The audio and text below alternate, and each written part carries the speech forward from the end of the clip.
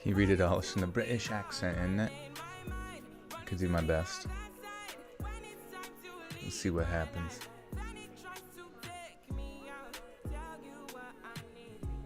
Hello from Colorado.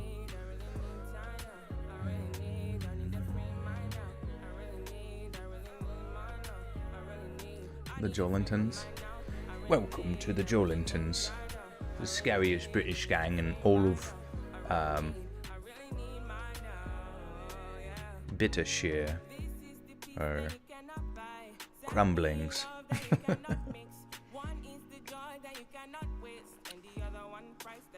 Happy spooky season. I know. At the breakfast place I went to this morning, they were dressed up, looking hot. All of them.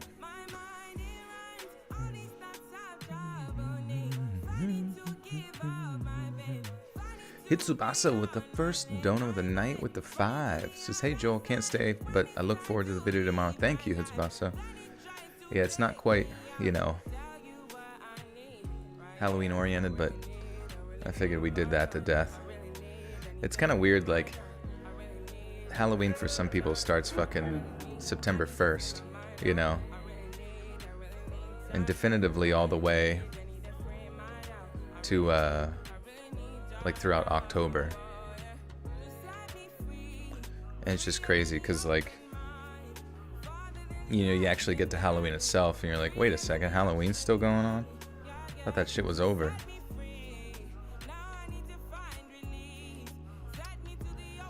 Joel, my dude, please tell the story of the murders of Patrick Tate, Anthony Tucker, and Craig Rolfe. You like my unlive stuff better? It's all good, Destiny. The live stuff is just me recording the stuff for tomorrow and just kind of like interacting with chat and having a good time. The other stuff is a lot more coordinated, or, a lot more edited down.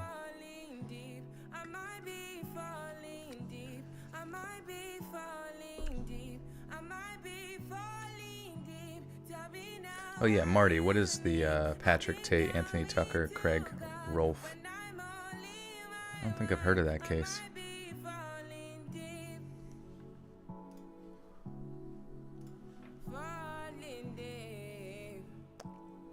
Terror King, oh, I love it. Terror King.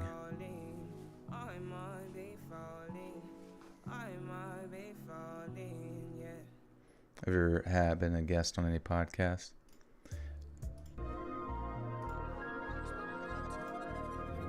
Let me turn this down right quick, sorry. Ever been a guest on any podcast, or would you ever consider doing like the official podcast? Yeah, for sure. If anybody ever wanted me to be on their podcast, I'd love to go on. Chit chat with them over email or whatever they like. I've recently been doing some like sort of collaborations with other podcasts as far as like doing, mentioning their podcasts and mine, and them mentioning mine and theirs. And I had about 4 crossovers for that worked out pretty well. So, well, they haven't all released yet, but we're on like the 3rd one, I think. And Michelle Bell with the 5 says, hello, amazing friends. Hope all is well with everyone. Joel, you are the best narrator. Much love from Colorado. Thank you, Michelle. Appreciate that. And David De La Rosa Jr. with the 5 says, Joel, how was your weekend? Have an awesome Halloween. Thank you. Yeah, my weekend was good. Trying to think. Yesterday was just hanging out with some friends, and today went on a hike with another friend. Got kind of lost for a little bit, but it's all good. It was chill. Been a couple weeks since your last year. No worries. If you or a loved one was diagnosed with mesothelioma, you may be entitled to financial compensation. Is this true? Did anybody ever get financially compensated for all that? Mesothelioma. Why so early today, may I ask? Well, I'm thinking I'm going to be doing narrating these stories and maybe banging out the bonus content too, depending on how I feel. So it could be an extra long schlong stream today. But we shall see how I'm feeling by the time we get through these stories. These British ones.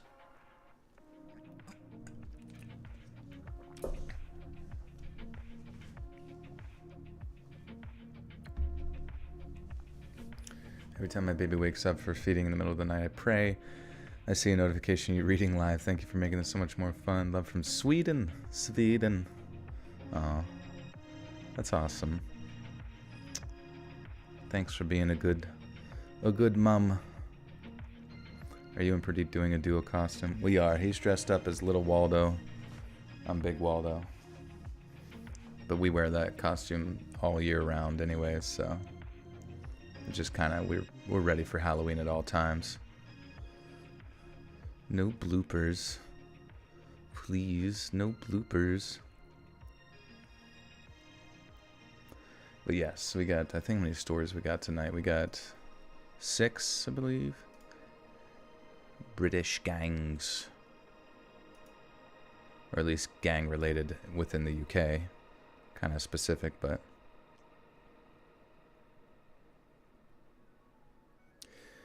do you think you have time to read up my new horror story tonight? It's called The Mansion's Mirror by somebody. I don't think I will be able to, since I'm going to be reading the stories for tomorrow's video, but also the bonus content as well. So I might be kind of swamped with terrifying tales.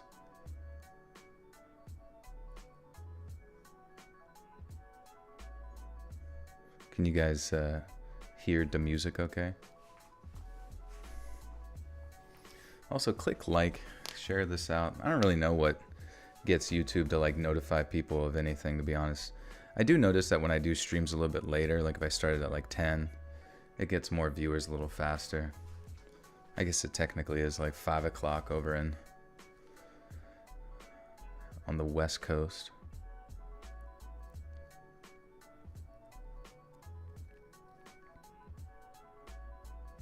Gang. I'll be traveling to the UK likely next year to explore some creepy places. Might end up with stories to submit here. Hell yeah. Are you doing like urban exploration? What are these beats by? Yeah, this is from Cyber Dream, Chillwave Synthwave Mix on the Smooth Sounds YouTube channel. This current song is JHAS, Retro Vintage Synthesizer. It's always weird whenever like certain artists have like strange aesthetic writing for their name, you know what I mean? Because it's just like, just kind of confusing. What's up, Ariana? What's poppin'?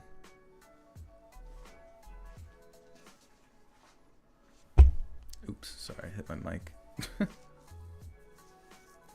After going hiking, it's just like I get paranoid that I like felt something on my neck and I was like, oh my god, fucking tick climbing on me, ready to burrow and give me a debilitating autoimmune disease. Even though the likelihood of like a deer tick having the Lyme's disease is pretty limited, but it's still a chance. And it's really interesting because like apparently like that disease originated from rodents, which I thought was really interesting. I thought they got it from the deer themselves, but it was within the rodent and then like absorbed into the tick and then transferred to other creatures. It's just like, Jesus Christ, who the fuck invented that fucking disease? Your voice is awesome. Thank you, Tate. Appreciate you. And Jay, thank you for reading. You're welcome. To an extent, also, I'm fascinated by the paranormal, so I'll be looking for the scariest places I can find. Nice, Ghostfish. And what paranormal experiences have you had so far in your life? Or maybe what types of paranormal experiences have fascinated you the most from others. But yeah, for anybody who's new, usually for this first 20 minutes or so, we got 9 minutes left here. We'll chit chat and hang out, let everybody roll in. My wife's friend is allergic to meat thanks to a tick bite. Be safe. Damn. Just that's the weirdest thing to me, just the symptoms that come from it. Allergic to meat. Ariana, you finally watched I Think You Should Leave. Water came out of my nose. Really? Oh my god, that's awesome. I love to hear that. It's like one of those comedies that, I don't know, you can just watch so many times over and there's still so many funny parts. Like, and there's very few shows that I like to watch multiple times, but that's definitively one of them. Sounds like I have a beard. Maybe I do.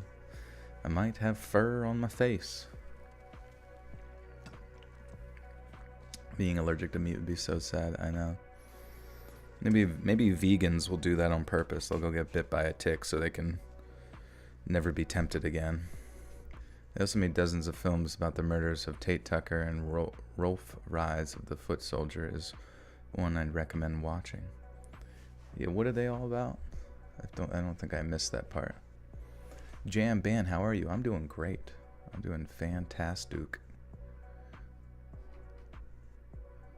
Did you touch my drum set? You hate bed bugs and fleas. Yeah, they're gross. It's crazy how fast they can take over. Love, I'm going to read these with the British accent. You goddamn right. You best believe it. Shoot, I should have reached out to Lazy Masquerade. Maybe he could have read one. That would have been a good collaboration to incorporate him into.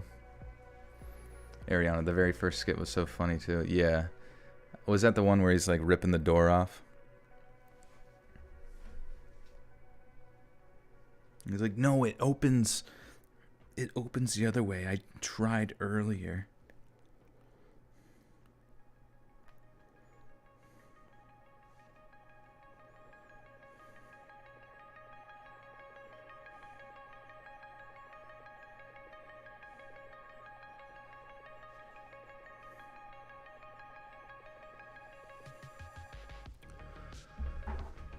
Hey, mister, can you say my name? Tiffany.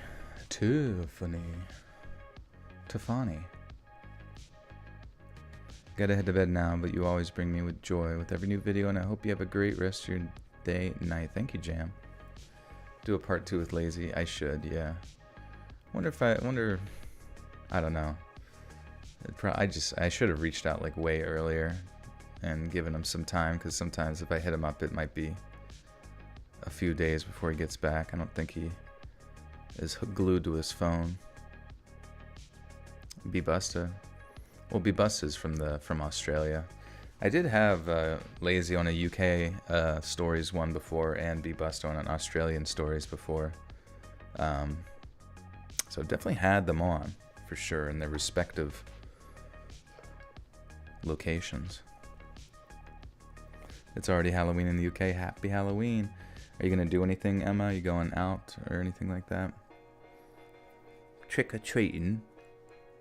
Trick-or-treat. Except in the UK, it's just trick-or-trick. We don't care about them sweets. We just want to throw rocks through your window. That'll teach you. About what? I'm not sure. Anyone watch the show Peaky Blinders from BBC? Love that show. It was great. I never saw it. I did hear good things, though. Where are you from, and what got you into telling awesome horror stories? I am from Pennsylvania, and yeah, I just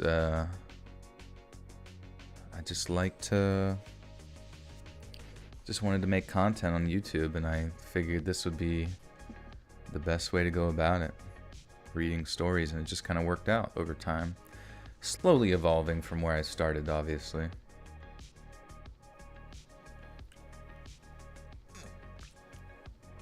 You're about to say I should collab with Let's Read. I should, yeah. We'll see what he's up to. He's very exclusive. He must have a stick up his butt. And not on purpose. David De La Rosa Jr. with the 1. Thank you. Trick or treat. Hee hee ha ha hog rider. I'm going to Lumley Castle for ghost hunting and seance, right? Sleeping in Richard II's room of a night, too. Oh my god. I think you're gonna upset old Dickie. Old Dickie do. He will find you. That sounds awesome, though. Wolf, you sleep to my videos? Well, I appreciate you. Hope you get some rest. Do you think I'll ever move? I think maybe eventually. This place that I'm at least Pennsylvania kind of drives me a little bit crazy. It's, I don't know, a little boring, to be honest with you. What's your take on Mike over at that chapter? Yeah, Mike's always been, well, I reached out to him whenever his channel was starting to pop off about a collab, and, you know, he at least responded and was like, oh, shoot, I'd love to, I'm just super busy, and, you know, so we might collab one day, who knows, you know, but he seems to be doing well, and that is amazing to me, honestly. Pencil turkey sounds like Texarkana, which is a mixture of Texas and Arkansas, and Texarkana. Yeah, Pennsylvania is just like very rural Pennsylvania, which is pretty much all Pennsylvania really is just, I mean, you got Pittsburgh and you got Philly, but most locations for the most part are just surrounded by woods and corn. Rest is the most important for mental health. I agree, yeah. You should do audiobooks. Your voice is amazing. Thank you, yeah. I mean, these are essentially my audiobooks. I guess the main issue for doing actual audiobooks is like I would just have no incentive to do them, you know what I mean? Because they would just take so long, and, you know, this shit takes quite a bit. Oh yeah, we got 2 more minutes and we'll kick off the first story. What's my favorite sport? I would say American football. Faux show. Followed up closely by racquetball.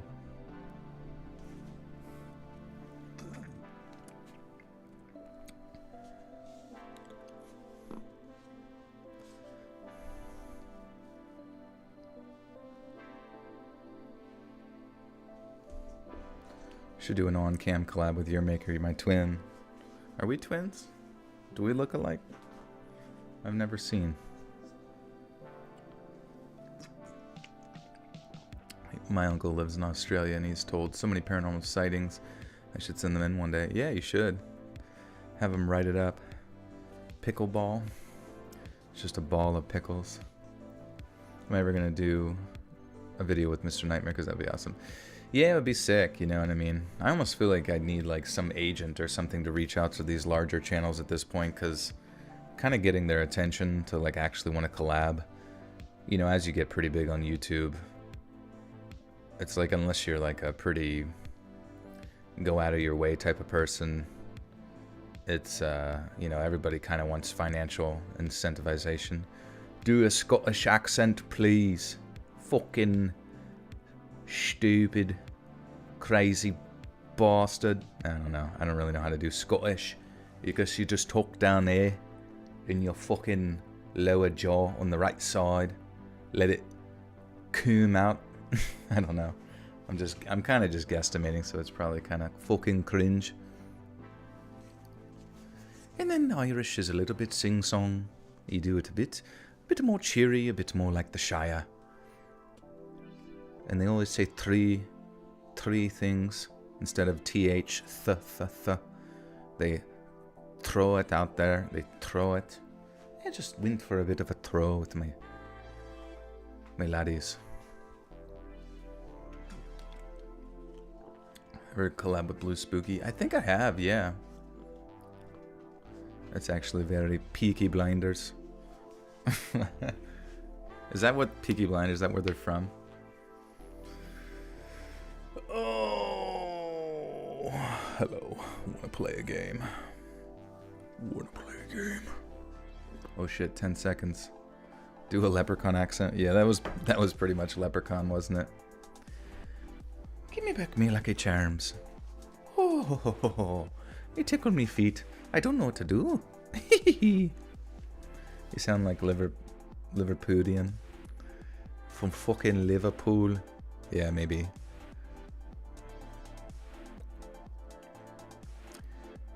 Liverpool. Oi, oi, oi. This is a pretty sick song, though. This whole fucking track is sick nasters. But we have to depart to go read. But thank you again to the Smooth Sounds Cyber Dream Chillwave Synthwave Mix.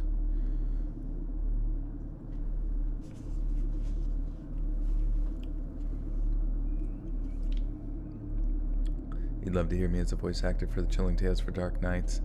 Yeah, I think I've done some stuff on Chilling Tales for Dark Nights back in the day. They were one of the larger channels that gave me a little bit of a shot there, so I always appreciated that of them. I hope they're doing well. Honestly, their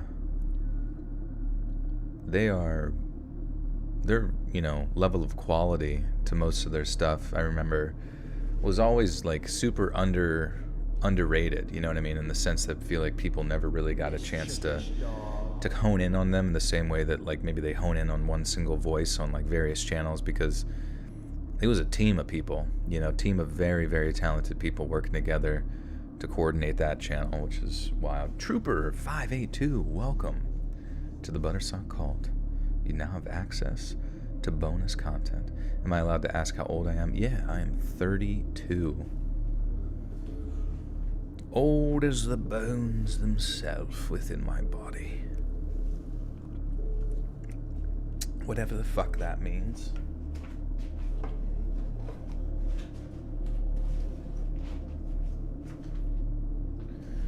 Bing bong. Fuck your life. Alright. Let's get focused, huh? Shall we? Didn't someone used to keep track of my mistakes? Who was that? You're Geordie, so be kind. Wait, what did you say? Can you do a Geordie accent like Ant and Deck or Sherry Cole? I've got to be honest with you, I'm not familiar with any of those people or where Geordie is. Let's look it up real quick. I like to hear accents. Geordie is like from Georgia. Geordie accent. Geordie Shore. Oh, learn a Geordie accent. Newcastle.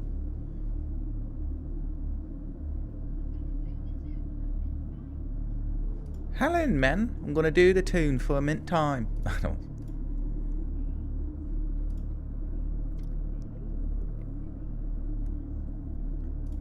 Billy, pretty, spilly, silly, and city. I don't fucking know. It all sounds the fucking same to me. I think Vixa used to count the mistakes. Where's Vixa? She's hiding. So childish for my age. I wouldn't disagree with you there. It is kind of sad sometimes interacting with individuals my age, especially like ones that, I don't know, like there's something that happens to people. I don't know if it's having kids or they've just been run down by like the, working all the time and that kind of thing. And maybe they just generally weren't very entertaining people to start with, but oh man, people's fucking senses of humor just like degrade so hard as you get older, and it's, oh my god, it's fucking, I don't know, it's so boring. What's up, Jacob? Weird timing. I've just seen a headline that there's been a gun battle in Brixton in London. Weird considering the stories you're in. That's kind of weird. Of course, I feel like gang activity is kind of a daily occurrence in some places.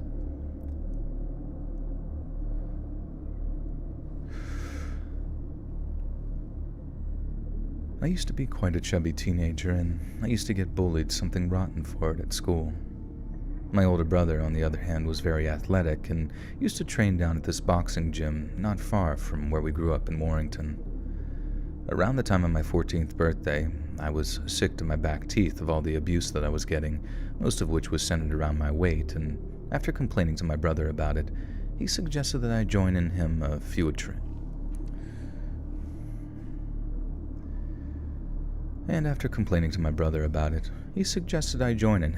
training sessions down at the boxing gym. I could lose weight and learn to defend myself all at the same time, and although it was tough going at first, it was one of the best decisions I'd ever made. I slimmed down, the bullying stopped, and I grew to love boxing so much that I kept training there long after I lost the weight. The gym me and my brother trained at was owned by this massive former bare-knuckle boxer named Sean. Sean liked to project the image of a lovable rogue, one who'd turned over a new leaf after a wayward youth. He'd done a bit of debt collecting for some big-time gangsters, had been to prison for a few years, and he had a variety of gruesome-looking scars all over him from what he claimed were various attempts to take his life. After getting out of prison, he'd seen the error of his ways and had decided to stay on the straight and narrow by opening a boxing gym. He was definitely still involved in criminality in some way, as all kinds of dodgy-looking people walked to and from his office without ever putting on a pair of gloves. But he was a good trainer, and he kept the membership fees cheap, so none of us really seemed to mind. In fact, some of the lads my age thought Sean's gangster past was quite glamorous, and if I'm honest, I did a bit too. Getting taught to fight by someone who had been there and got the t-shirt made it... got the t-shirt.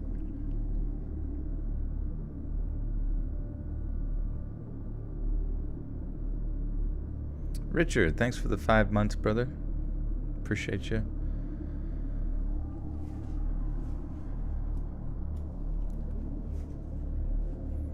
I saw the new Treehouse of Horrors. I love the second story. Yeah, I heard it has like a Death Note nod in there, or like the whole thing maybe is based around Death Note. Hey, see you, Amy. You what, mate? What's up, booze? I'm in a very good mood tonight. You are the master. In fact, this cult, you are everyone's master. The chat is so caring for everyone. They are the greatest members ever. Hell yeah, brother. B-Bus is dope. How about the homie Mortis Media? I know. I'm always curious where they're all specifically from, so I can find them and sneak in their house when they sleep.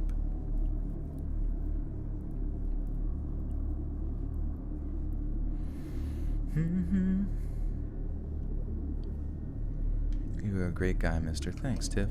Appreciate you. Yeah, I'll have to watch that Treehouse of Horror episode. It seems pretty entertaining.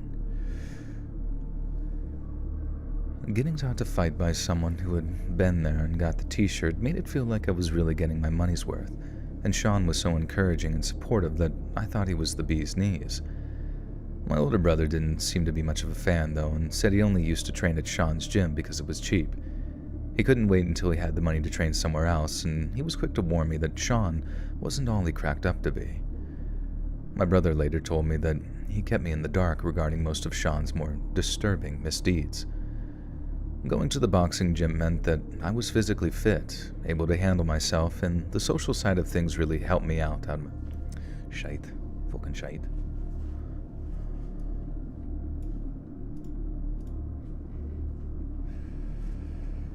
I'm gonna clean your room, Mara? Hell yeah. Keep that shit, very well kept. Going to the boxing gym meant that I was physically fit, able to handle myself, and the social side of things really helped me come out of my shell. The last thing he wanted to do was ruin that for me by telling me a load of horror stories he didn't even know were really true or not. And because of that, it wasn't until I turned 17 that he actually told me the worst of what he'd heard, and by that point, I'd heard so much other stuff about Sean that my brother's stories actually sounded believable. Word on the street was that back in the day, Sean used to be a total psycho. People said he was so aggressive and casually violent that even the toughest underworld figures were scared of him, and given his reputation, Sean excelled at debt collection. My brother told me a lot of the people Sean collected money from were just being extorted in some way, and that after they'd been given a good kicking, most of them paid up. But then this one bloke just didn't want to pay Sean his money, and it got to be a huge problem for him. No matter what Sean and his crew did, the bloke just refused to give in and pay out. They battered him, kidnapped him, tortured him, but he still refused to give them any money, and because the debtor was involved in a crime himself, it's not like he could just go to the police for help. After months of increasingly creative methods of intimidation, Sean and his crew arrived at a bit of an impasse, as you say. Any increase in the intensity of the violence, and they risked killing the bloke, so they had to come up with something horrifically unconventional to get him to pay up, and Sean was apparently psycho enough to do things that other debt collectors wouldn't dream of doing. One night, Sean and his crew rolled up to the bloke's house, but they're not carrying weapons or torture devices like they had the last few times they visited him. That time, all they had with them was a video camera and a jar of Vaseline. I honestly can't bring myself to go into detail about what Sean and his crew apparently did to the bloke, but let's just say they overpowered him, humiliated him, and got the whole thing on camera to use as blackmail material. A few days later, the guy they thought would never break stopped by a pub, drinking at a pub.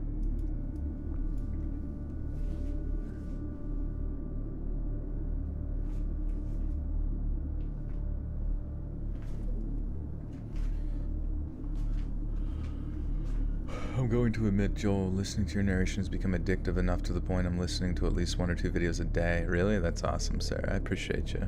It does help.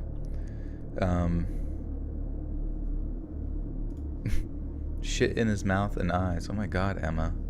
Are you working for the Gangstars?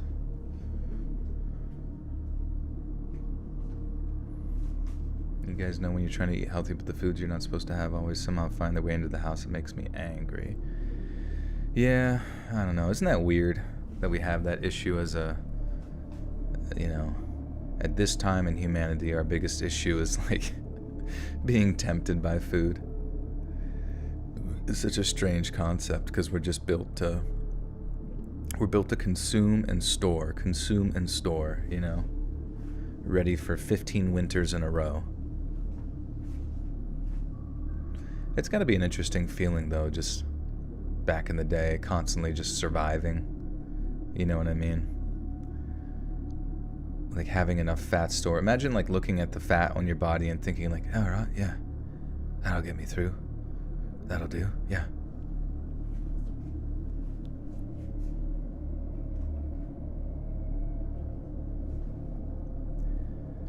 A few days later, the guy they thought would never break stopped by a pub Sean was drinking in and handed him every penny he owed. It was thousands upon thousands of pounds too, all in cash, all in neatly sealed brown envelope. All in a neatly sealed... Why can't I say this right? It was thousands upon thousands of pounds too, all in cash, all in a neatly sealed brown envelope. That was that. Sean had his money, and when word got around that Sean had managed to make this bloke crack, his reputation grew even more fiercer. But getting all that money and reputation came at a cost, and the debtor Sean and his crew had so horrifically humiliated ended up taking his own life a few months later. As much as I've heard some skin-crawling rumors about the incident, I don't know exactly what was done to the bloke, but whatever it was obviously just too much for him. And then knowing that there was a videotape of the abuse you just went through, I can imagine why the idea hanging over your head would drive you mad, but the fact that the bloke then topped himself was something I found incredibly disturbing. It made me think the rumors are true, and that Sean and his crew subjected the bloke to a fate worse than death. Plus, like I've mentioned before, I'd heard enough messed up stuff about Sean from the Jesus. Hey, Ron, what's going on? We're having a spooktacular night. What kind of bollocks are we up to? Trying not to eat Halloween candy I'm reserving for my students. Fuck them, dude. Just gobble it all down and tell them that they need to lose a few pounds, am I right? I'm just kidding. Don't say that to kids. That'd be mean. Plus, like I mentioned before, I'd heard enough messed up stuff about Sean for the Vaseline story to be scarily believable. After hearing all of that, I understood why my brother wasn't so keen on Sean, and why he didn't hang around the gym outside of training and sparring. A few weeks later, when I didn't feel like training at Sean's gym anymore, I mentioned it to my brother. I somehow got it into my head that he'd be disappointed in me, that he'd see it as me quitting, but he was just relieved. The only reason he carried on training at Shaw's was just to keep an eye on me, so hearing that I wanted to train somewhere else was music to his ears. We ended up having to get the bus to this more expensive gym that was further away from us, but by that time, my brother could pay his own membership fees, so my parents weren't all that fussed about giving up a few extra quid a month. I was always worried I'd bump into Sean, and he'd ask me why I didn't go to his gym anymore. I wasn't scared he'd hurt me or anything, but I knew I'd find it very hard to hide what I wasn't saying, if that makes sense. I thought he was gonna... Oh my god.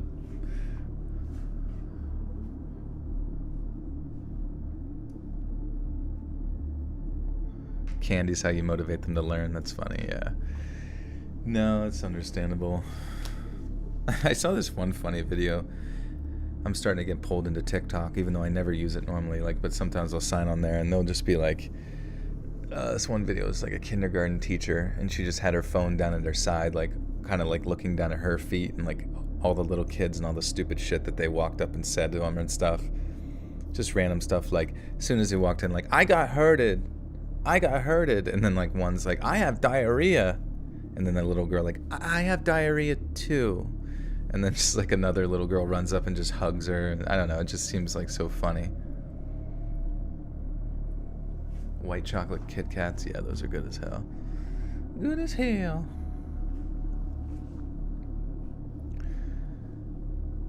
I thought he was the dog's bollocks. I proper looked up to him.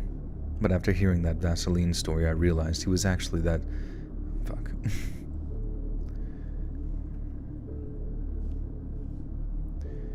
But after hearing the Vaseline story, I realized he was actually the last person on Earth I should be idolizing. The scariest thing about Sean was that he could act like a nice, normal person, but he clearly wasn't. He was a violent psychopath, and if I just so happened to owe him money, I know he'd have no problem doing something horrifying to me too. Thigh High Senpai Oof with the 10 says, we've been trying to reach you concerning your vehicle's extended warranty. You should receive a notice in the mail about your car's extended warranty eligibility, since we've not gotten a reply. Thank you, Oof. Thank you, Senpai, for the 10. Sounds like my summers when I work with the preschool, the cutest little weirdos. Yeah, it's just funny. I mean, it's just funny to think that, I was thinking that the other day. I was from the ages of, preschool to, 5th grade, you could essentially do anything in school. And I would honestly say, even up till... Okay, so, hypothetically, you're in 2nd grade, and all of a sudden you know, I'm not saying that you should do this or that anybody I know did do this, but hypothetically you pulled shit out of your pants, right? And you just walked up to a kid and smeared it all over his face. Just someone you didn't like, you know what I mean? Just a typical kid thing to do. Now anyways, he's probably not going to respond too well to that, and he's probably not going to be too keen on it. But by the time you reach, 8th, 9th grade or some shit like that, and then especially further into high school, it's not going to be one of those things that's just forever held as a grudge against you. It's always going to be one of those things that people look back and he's like, oh yeah, fucking remember that time Joel smeared shit on my face from his diaper that he still wore in elementary school? The fuck is his... That was... I mean, and this was bro, that was in 2nd grade, man. You can't be mad at me. I know. That shit. But hypothetically, you were in 7th grade and you smeared shit on somebody's face.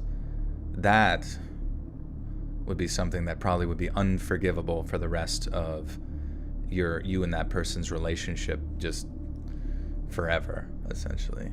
Which is bullshit, because they should forgive you, but clearly they're just kind of a closed-minded individual.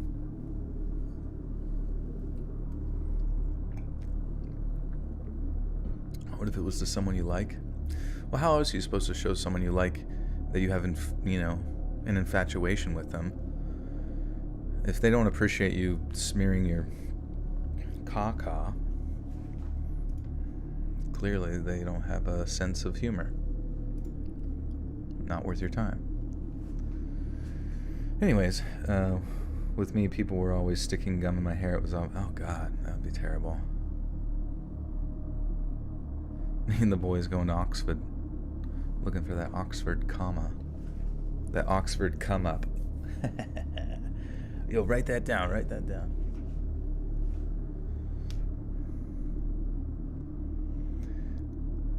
I was in timeout in elementary and they put me in a room with toddlers. A kid ran up the playground slide as balls of poop rolled down his pants and down the slide. F my life, I remember it 20 years later. I know, yeah.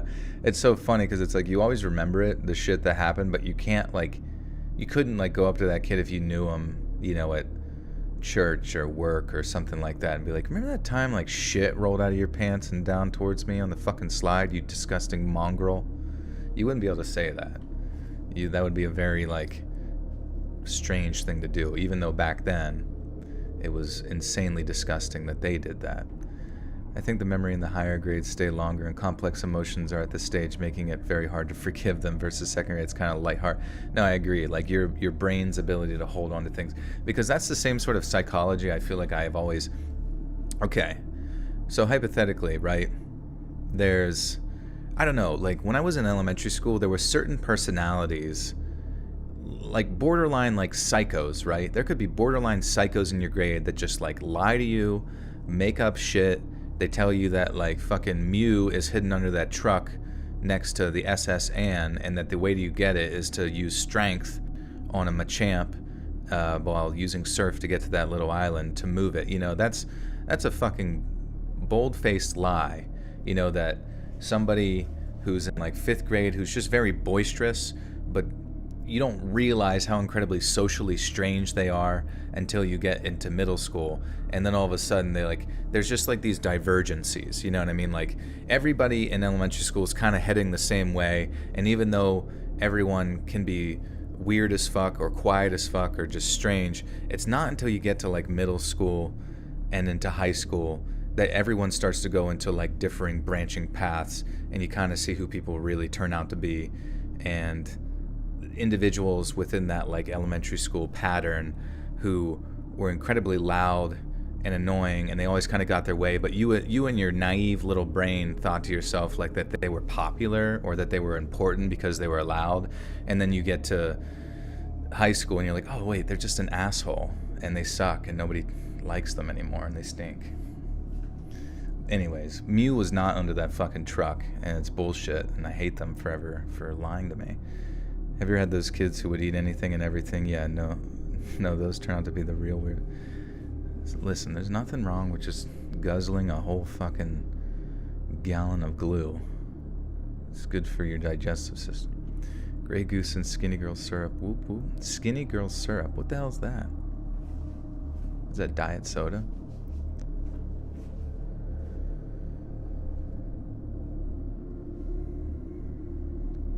Born in September of 1931, Arthur Thompson was just 7 years old when the flames of war engulfed the world for the second time in 25 years. A terrified young Arthur lived through the German air raids while... I gotta remember how to say Glasgow. Is it Glasgow or Gow?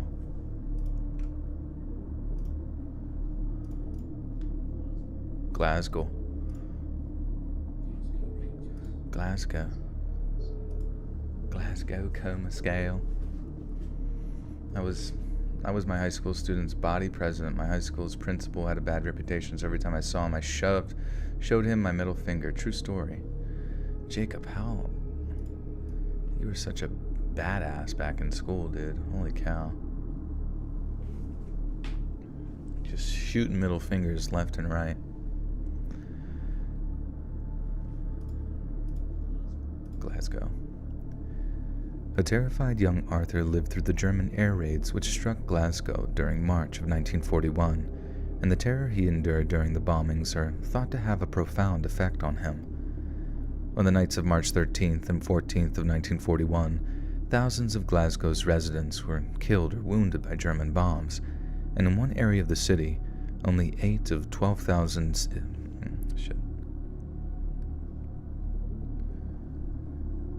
And in one area of the city, only 8 of 12,000 civilian homes remain undamaged on the morning of March 15th. The result was nothing short of apocalyptic for the people of Glasgow, and it was with the backdrop of utter destruction that a young Arthur grew into his teenage years. Post-war Britain was a hellish place to grow up. Food was still rationed, hundreds of thousands of buildings still lay in ruins, and devastating poverty was depressingly common. As a result, petty crime skyrocketed. Oops, I read that wrong. Petty crime, petty crime, petty crime. You're eating Bojangles chicken sandwich, dun dun dun. That's the true horror story. James Corden is a bastard. Oh my god, Alex, how can you say something so controversial here in my British Allegiant chat? Can't you see we're reading stories from Her Majesty's land? As a result, petty crime skyrocketed, and loan sharking became a highly profitable endeavor for those with the capital and the muscle. Arthur Thompson was already a small-time crook by his mid-teens, but when he decided to venture into the loan sharking racket, his wealth and power skyrocketed. This was mainly due to Arthur's ability to terrorize those who wouldn't honor their debts, and if a debtor reneged on their deal, that's how you say that, right? Reneged?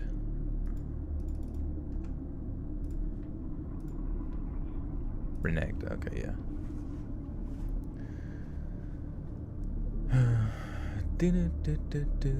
His, Joel, his. Oh, I'm sorry. You know what? In my mind, the queen is still alive. It's her land. I don't. You know what? I'm gonna be the first one to say it. I don't recognize King Arthur as the king of England right now. Okay? So I don't care what you guys say.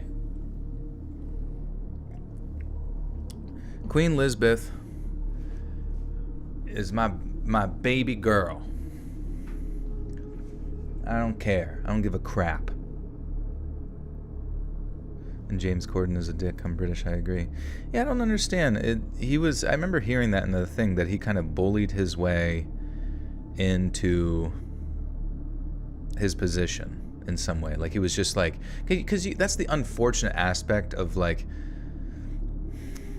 certain British speaking patterns, is that, like, they're like the whole fucking continent, or not continent, but the whole island is just filled with talented people whose, like, linguistic skills are unmatched. Like, their ability, they have a capability of arguing with you that is probably more efficient to eat your garbage than fucking just throw it out, right? But that's kind of what I imagine how James Corden got to where he is, where he just annoyed people enough with his fucking little quips in the back of your ear. Oh, what, you don't think I'm a good fucking late night talk show host? You're gonna let that bimbo there take over? That guy can't even fucking tie his own shoes. And you're like, all right, James. All right. You can be the CEO of NBC. I don't even give a shit. And here's $1 trillion. Just shut the fuck up. And he's like, oh, do a little fucking jig. Do a little dance. It's that easy. These fucking Americans are stupid. And they're lazy too. And fat. And they eat burgers. Oh, I love burgers though.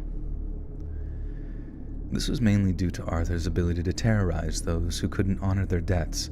And if a debtor reneged on their deal, Arthur was subject to an impromptu crucifixion. After having his goons restrain a person with their palms pushed flat against a wooden floor, Arthur would hammer nails into their hands until they were completely pinned to the floor. While generally remaining a non-fatal form of punishment, the agony and fear spread by such terror tactics meant Arthur gained a reputation as one of Glasgow's most feared gangsters.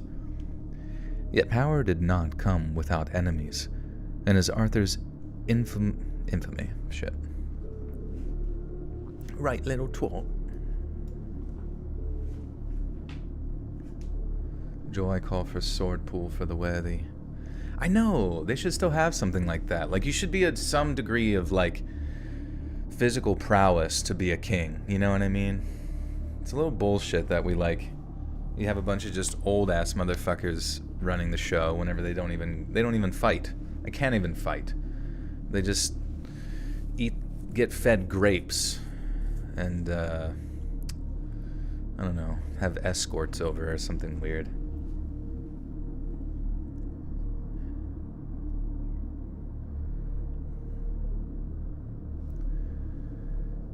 Yet power did not come without enemies, and as Arthur's infamy steadily increased, so did the assassination attempts. What the fuck is wrong with me? Yet power did not come without enemies, and as Arthur's infamy steadily increased, so did the assassination attempts. In 1966, he narrowly escaped a fiery demise when a bomb exploded under his car. Arthur somehow survived the blast with nothing but minor injuries. His mother-in-law, on the other hand, was killed instantly. Arthur was so enraged that, in spite of his wounds, he got into his car and went out looking for the perpetrators. It wasn't long before Arthur spotted two men from a rival gang, both of whom he suspected of having a hang in the bombing. Is that a thing? A hang in the bombing? Is that just like having a hand in the bombing? Probably a hand, not a hang. I was like, is that another British euphemism? He's got a hang in this one. I never trusted him. I knew it was him whole time. You ask me, it was James fucking Corden. He's the one that blew that shit up. He's a fucking terrorist, you knew that. Look at him. When's the last time he made you laugh? None. But yeah, that's what I thought. When's the last time he blown you up? Oh, yesterday. Yeah, figured.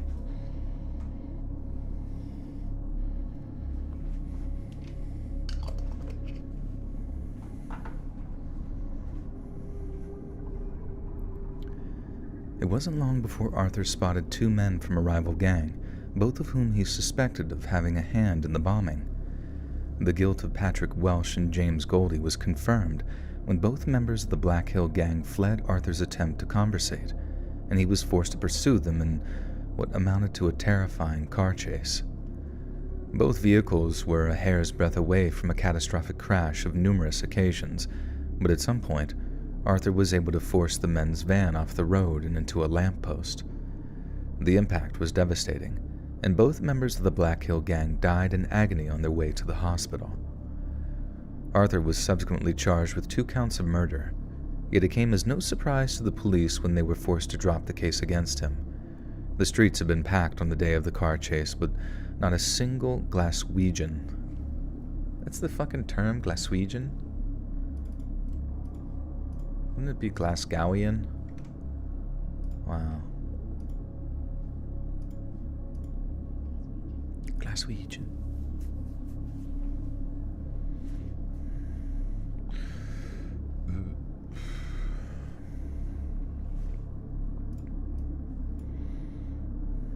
Cartel stories. I feel like I did cartel stories or something. Have you ever had videos get demonetized based on the subject matter you cover? Yeah, definitely. Sadly, that is the unfortunate reality of existing in the world of horror.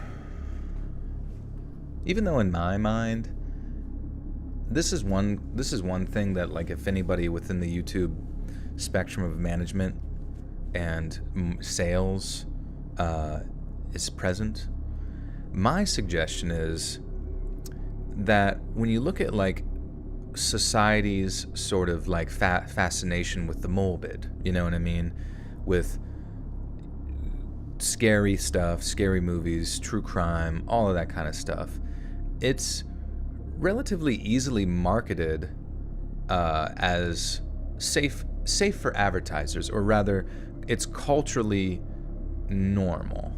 You know what I mean? Everyone loves going and seeing the new Halloween movie, or the new Dahmer show, or the new bullshit.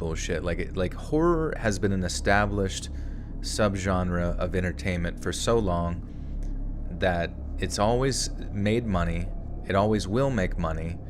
And in my perspective, I think that when it comes to horror content and various other, like, you know, unsavory topics, I believe that YouTube as a platform should absolutely lighten up when it comes to determining what is or is not, you know, advertiser friendly within their platform for horror related things. Because even though I understand that their perspective might appear as if though it's not great. I really think that it's an inappropriate assessment on their part. You know what I mean? Like, I think that horror as a whole is a lot more generally accepted as okay than they might be led to believe. Joy, have you ever uploaded a video onto YouTube? I could try, see how it goes. Wonder if I'd ever get 1 million subs like PewDiePie.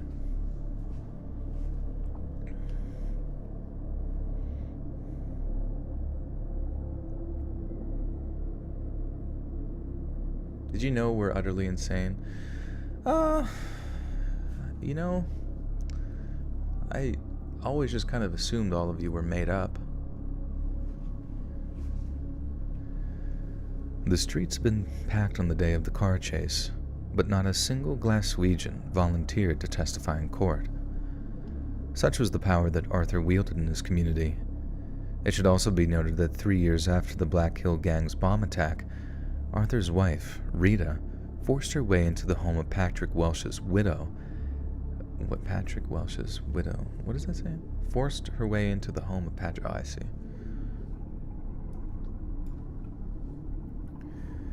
It should also be noted that 3 years after the Black Hills Gang's... Why can't I say this right?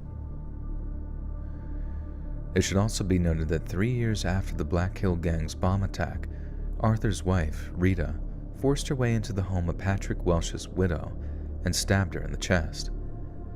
The victim only narrowly survived. Oh shit! Oh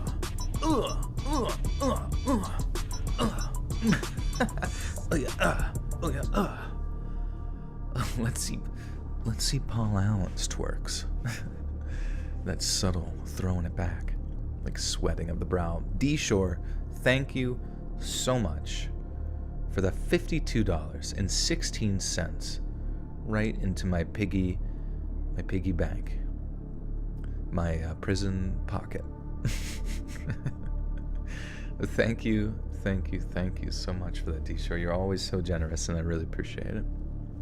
And my moneymaker will forever be revved up.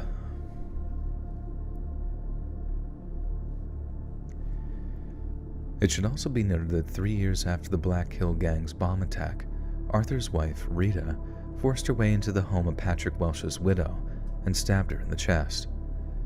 The victim only narrowly survived her horrific injuries, and Rita Thompson spent the next 3 years in prison for her crimes. But Rita's jail sentence did nothing to quell the coming blood feud, and even today, the descendants of both families live in anonymity to avoid a rekindling of the conflict. As Arthur grew older, even more attempts on his shite.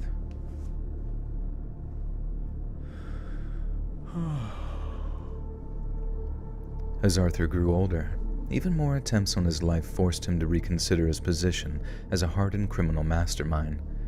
He stepped away from illicit ventures and began to invest in earnings into legitimate businesses. He stepped away from illicit ventures and began to invest his earnings into legitimate businesses, and by the early 90s, Arthur was earning up to £100,000 a week in clean, untouchable currency. Yet as Thompson's son had grown older, he began to follow his father's criminal footsteps. I keep missing a word, my bad.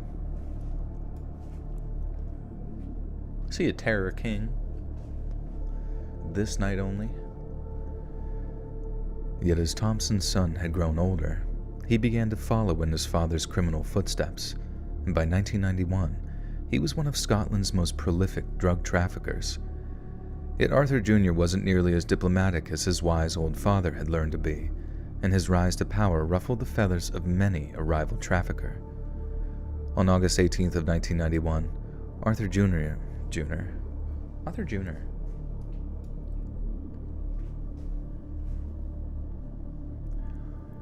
On August 18th of 1991, Arthur Jr. walked out of his family's Proven Mill home only to be greeted by a torrent of gunfire.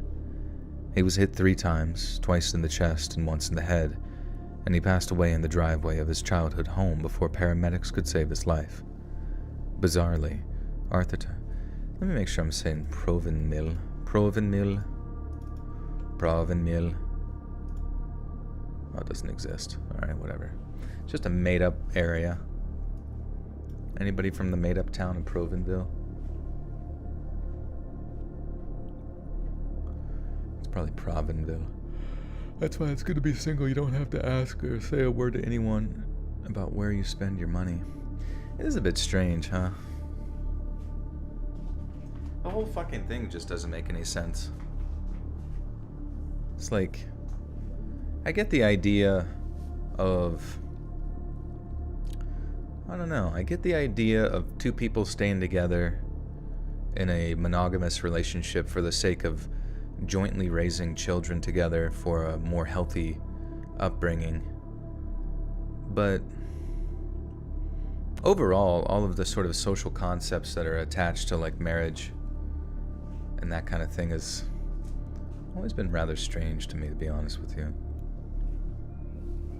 I don't think it's terribly a bad thing, and I understand why certain people might crave it as a way of like a certain sense of security, I suppose. And family is very good. But at the same time, it's like, it just, like, whenever they talk about social constructs, it just seems like it's the definition of a social construct. It's just made up. Just literally, it's just like a symbol. It's a symbolic thing, you know. Bizarrely, Arthur Thompson had a problem cooperating with police, with his wife joining him for a number of extensive police interviews. Many of Arthur's past and present associates were aghast at the move, as it came from a man who believed death was a preferable alternative to snitching. Yet it wasn't long before the reason for his cooperation became clear, and it demonstrated how Arthur commanded a terrifying level of power and influence.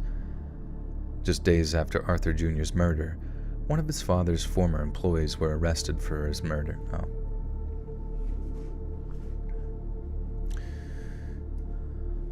Yeah, dating someone for 2 months and the photos of what you're eating and why you spend this much money here, and I am like, oh wait. Yeah, dating someone for 2 months and they sent photos of what you're eating and why you spent this much money here, and I'm like, whoa, maybe after 2 years, but 2 months, nope, just bad luck with trainers. Huh. I mean, if it's your money, why would they ask? The only reason I could imagine them sending a picture of the food and asking why you spend so much money at a certain place would be like some implication of like, not implication, but right on their part, like they're implying a sense of jealousy out of the fact that you're going to this restaurant specifically to flirt with XYZ waiter or waitress or whatever, which is, I mean, fucked in the head to begin with. You know, it's just like the people that are like so controlling in relationships are so confusing, because it's just like, listen, bro, you gotta spend most of your life by yourself anyways, just existing in your own fucking head, so why try to like control people in some sort of authoritarian, psychotic way, you know what I mean? It almost seems like more energy to be expelled in that sense than just, I don't know, just not fucking caring. Like, if someone cheats on you and you're inclined to believe that they did, then just, you know, just break up with them and move on, you know what I mean? Like, and if you don't get married, then you wouldn't have to worry about any sort of divorce proceedings or any money lost from that, so easy peasy there, you know? That's why it just never made any sense to me. Like, you're either honest with a person or you're not. You don't need a bunch of rigmarole to make that shit happen. No, he wants to make sure I'm eating healthy. Oh, okay. He's an ex-Olympic athlete and is crazy about send me what you are today and don't stay at the hotel, stay somewhere cheaper. Huh. Are you, wait, is he, so they're, are you an Olympic athlete, D-Shore? Because that's kind of cool. Or are you just kind of like, want to, I'm just confused. You seem to be on the go. Save your money, cook at home. There you go, surfer. Finances is a really wobbly area. Some people are open with others and others aren't. Just depends, but it can twist things and make something out of nothing. Yeah, I observed it kind of like growing up, like that obsession with money from people around me, and it just seemed very odd.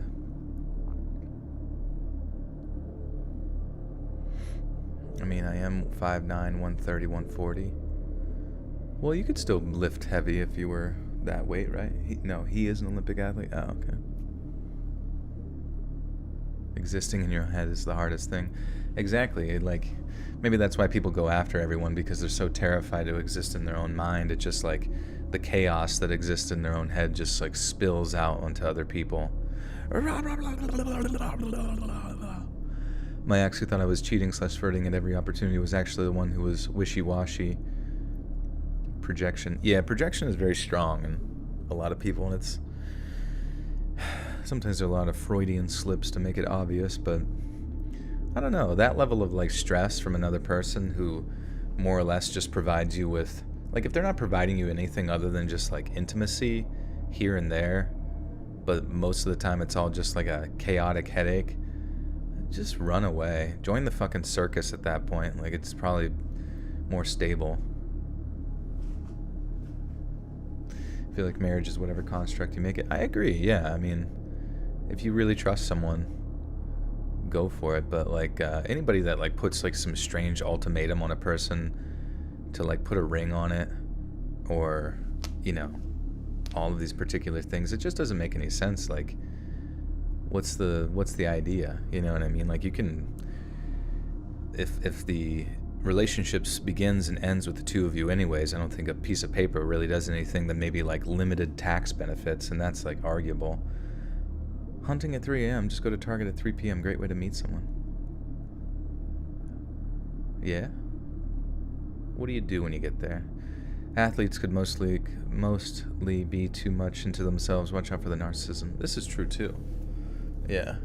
I think certain people that have had like have just been like too attractive or too powerful throughout their life. Maybe a mix of like CTE as well, some head injuries, Not saying powerlifting does that, but who knows? Maybe they popped a blood vessel or two, or obviously if you're an actual Olympic weightlifter, you've probably used 1 or 2 steroids secretly in your own time, so it's probably thrown your fucking hormones all out of whack.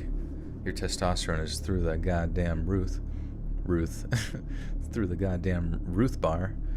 So pumped for Halloween tomorrow. We're having a costume contest tomorrow at work. That's awesome, Megan. What are you going to be?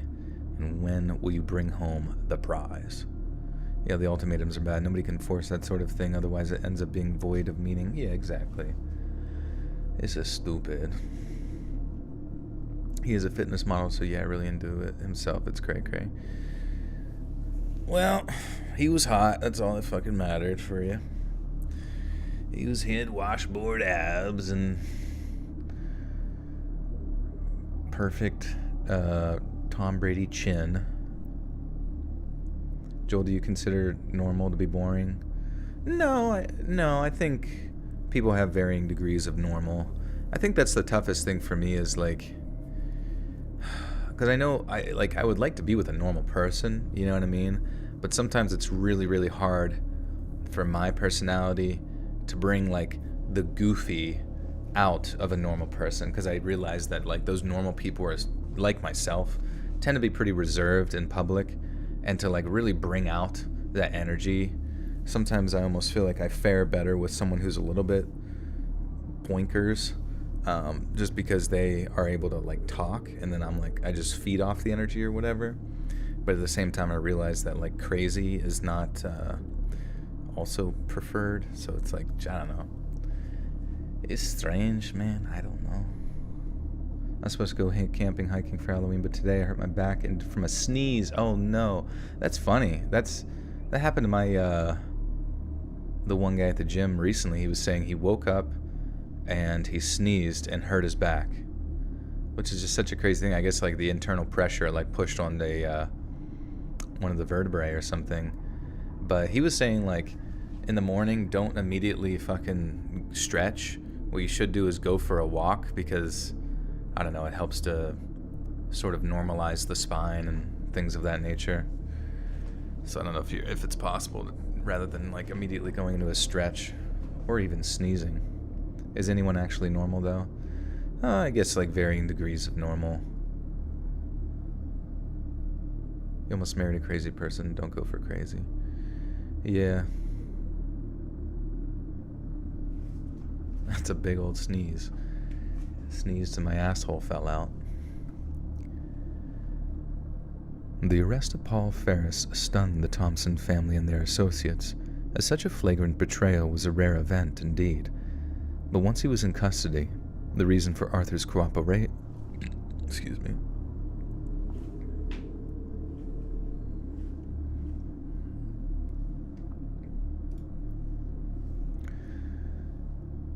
The arrest of Paul Ferris stunned the Thompson family and their associates, as such a flagrant betrayal was a rare event indeed.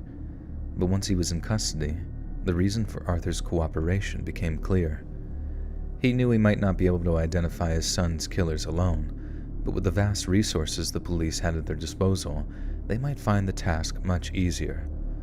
Only when Ferris was officially charged with murder did Arthur strike, and on the day of his son's funeral, Glasgow police discovered a car containing 2 dead bodies parked on the route of Arthur Jr.'s funeral.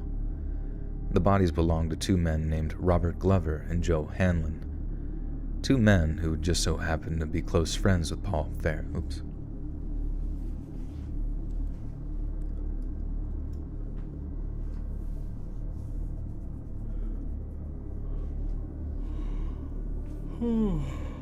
I was hanging laundry to dry, like what the fuck? Oh man, I'm sorry.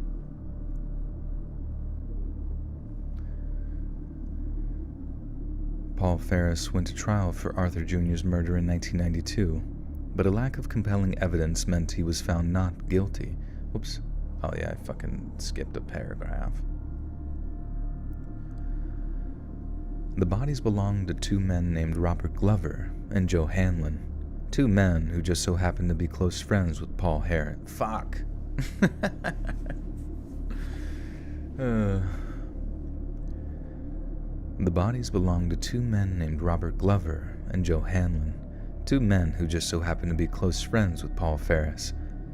Whoever had killed the men had ensured their deaths had been agonizing, and both bodies showed extensive signs of prolonged and brutal torture.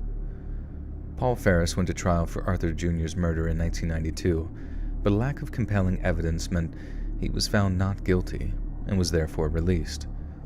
As you can imagine, Paul Ferris then vanished without a trace, but whether or not this was at the hands of the Thompson family is another question entirely. By early 1993, Arthur had lost 2 of his 3 children to gang violence and drug addiction, and when he passed away from a heart attack on March 13th, many said he died of a broken heart. The 61-year-old's life had been tough from the very beginning, and from the deprivation of his youth, a vicious, cold-blooded monster emerged, one who wanted to make everyone else just as scared as he was on the nights the bombs fell. That sounded weird. Let me read that again.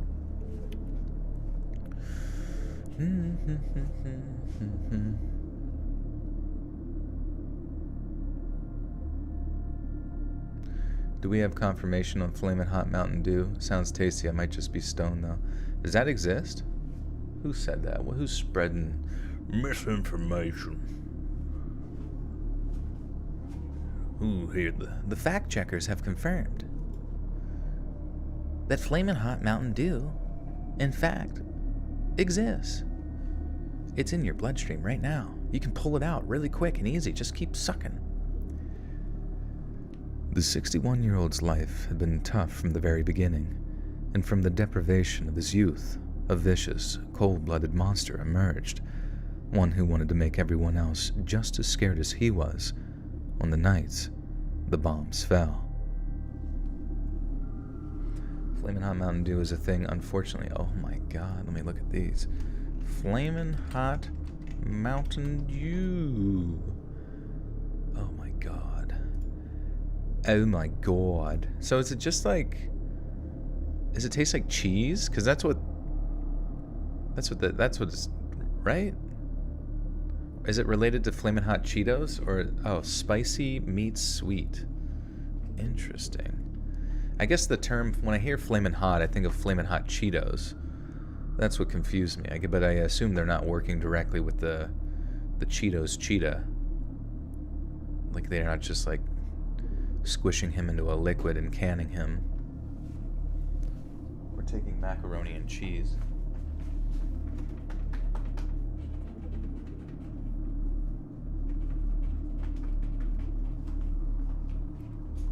It's just Mountain Dew with a cinnamon, I'm assuming. I haven't had it since I hate Mountain Dew. Hail to the now. Now.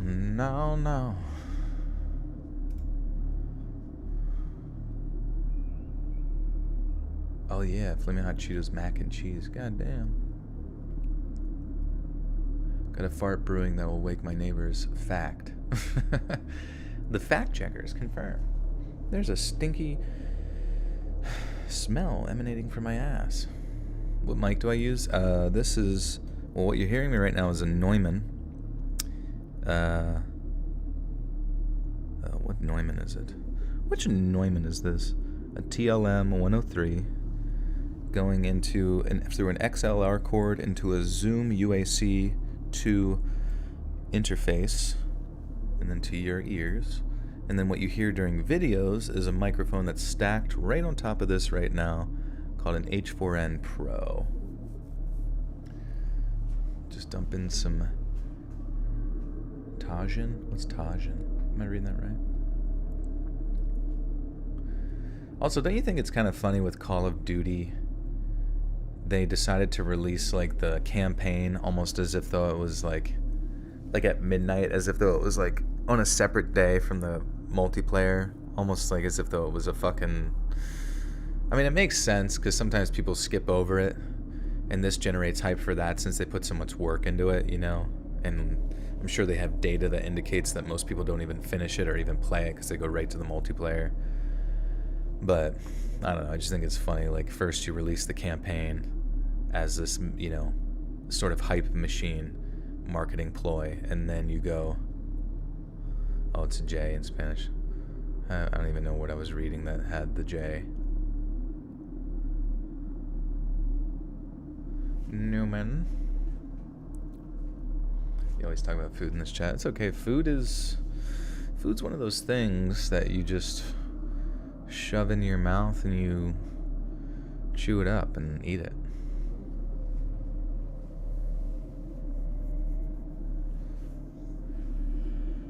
Dude, Avatar 2, holy fuck, how long has it been since, like, Avatar 1 came out? I want to say, like, 2009? Tahin. What the hell's Tahin? Okay, so, this isn't my story exactly, but it's my mom's. But it does involve me in a roundabout way, and mom's not getting a Reddit account anytime soon, so allow me to tell it instead. My mom grew up an animal lover, and so her dream career was to be a vet. Sadly, she didn't get the grades to study veterinary science, but veterinary, yeah. Sadly, she didn't get the grades to study.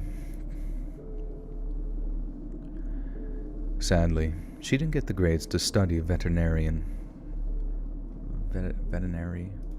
Why is this? Shouldn't it be veterinarian science? God. Veterinary. Okay, yeah. Tahine. Oh, okay, my bad. What is tahine? Some sort of noodle? It's a spicy, limey spice sprinkle. It can't have two spices in the descriptor. It's too spicy. It needs to be mixed with mayonnaise. There you go. Veterinary science. Sadly, she didn't get the grades to study veterinary science, but she did have the grades to study dentistry, and since that would result in a similarly well-paying career, she decided to go with that instead. She gets her degree, moves down to London, sets up a practice, meets my dad, then a few years later, boom, yours truly is born. My mom started off working mostly NHS stuff with a few higher-paying private jobs in between. The NHS work was all your regular teeth pulling and whatnot, but the private stuff was generally cosmetic, so it made them loads more money. And then, teeth whitening became a thing. You could get your teeth bleached long before the trend set in, but what really sparked it off is that someone invented a much faster, much cheaper way of doing it. After that, everyone and their dog wanted to get their teeth whitened, and it made my mom a fat stack of cash. It also brought in a much more interesting group of patients, which tended to consist mostly of vain or eccentric people with way too much money. So, one day, My mom says this fella came into her surgery to get his teeth whitened, and right away, she knew that he was going to be trouble. He's rude to the dental nurses, and he's covered in drip. Drip? What the fuck? He's dripping. Dripping in heat.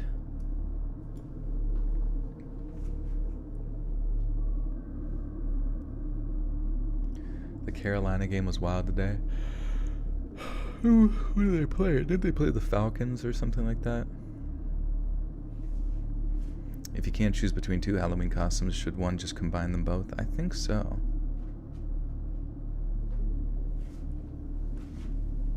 You should wear like a fairy princess outfit, but wear the Scream mask over top of it for your students.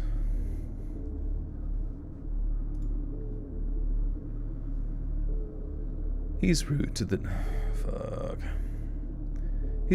dental nurses. He's covered in drip, and he's generally acting like an arrogant prick as my mom's talking him through the whitening procedure. Then, once the job was done and dusted, and it came to settling up, the bloke starts giving it the old, "Don't you know who I am" speech to try and get out of paying. Needless to say, my little old mum was not up to date on the names and faces of local gangsters, which is what he turned out to be. And when he realized that she wasn't going to budge, he tells her to F off and storms out of the surgery. Now, she doesn't get the police involved right away, but what she did do was phone the bloke up and leave a message on his answering machine, telling him he had a week to pay what he owed, or she'd be getting the old bill involved.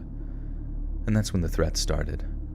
The bloke calls her back at the surgery and starts telling her that if a police car so much as drives past his house, he'd have her business firebombed. Mom still had no clue who was... Bollocks. How often do I stream? Every Sunday, Tuesday in this case, and Thursday. You've got Scream earrings. Oh my god. That would be quite the drip. Mum still had no clue who she was actually dealing with, so she just reminds the bloke that he had a few more days to pay up, or she'd be getting the police involved. The very next day, my mum was working on a patient up in her office when she heard a bang, followed by a blood-curdling scream coming from down in the reception area. She excuses herself from the patient and legs it downstairs to find one of her dental nurses is in floods of tears, with all the patients in the waiting area looking like they'd just seen a ghost. Turns out some bloke in a mask had walked into the surgery with a hammer. He hadn't said a word. He just looked the nurse in the eye before smashing the hammer down on her desk. Then he just walked out of the surgery again. Mum was obviously forced to get the police involved at that point, but she'd also realized what serious trouble she was in with this gangster on her case. If he was a psycho enough to threaten her staff with a frigging hammer, then he might well be psycho enough to burn her business to the ground. This is the same business she'd built from the ground up, after coming from a humble working-class background. It was her pride and joy, and the idea of losing it must have been like a waking nightmare for her. The situation then gets even worse one night, when my dad is home alone looking after me, who's still a baby at that point. Dad says that he just put me to bed when the phone started to ring. It was the gangster, who managed to get her home phone number somehow, and he threatens my dad, threatens me, which my parents found particularly frightening because how did he even know I existed? The gangster also claimed to know where he lived. Where he lived or we lived? A straight wanker. I got the perfect voice for this. Thank you, Lee.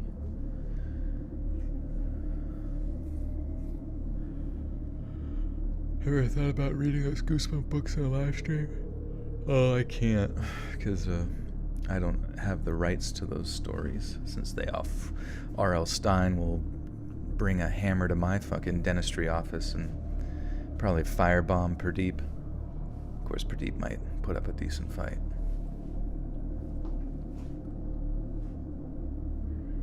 British. The gangster also claimed to know where he lived, The gangster also claimed to know where we lived, which was obviously pretty horrifying, and it only added to how stressed my mom was. She said the next few days were some of the longest of her life, just waiting for someone to show up and throw a Molotov into the waiting room or something, but thankfully, that never came to pass. That never came to piss. Do you understand all the British slang? Probably not all of it, but I know a good bit of British slung. Yeah, R.L. Stein will tear my ass up.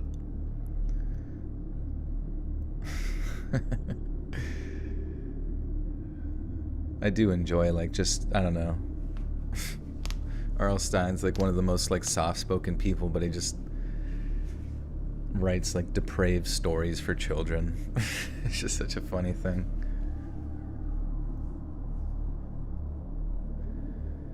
She said the next few days were some of the longest of her life, just waiting for someone to show up and throw a Molotov into the waiting room or something, but thankfully, that never came to pass. Then one day, in walks this lovable, older Cockney gentleman who's been booked in for a routine checkup. Mama's up to her back teeth in stress, and it must have been written all over her face because just before she starts the examination,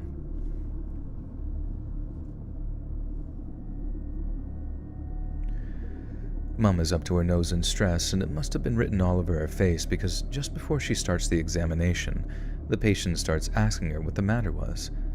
I'm guessing it was the granddad energy this bloke was giving off, but Mum said she basically just poured her heart out to the bloke about the trouble she was going through.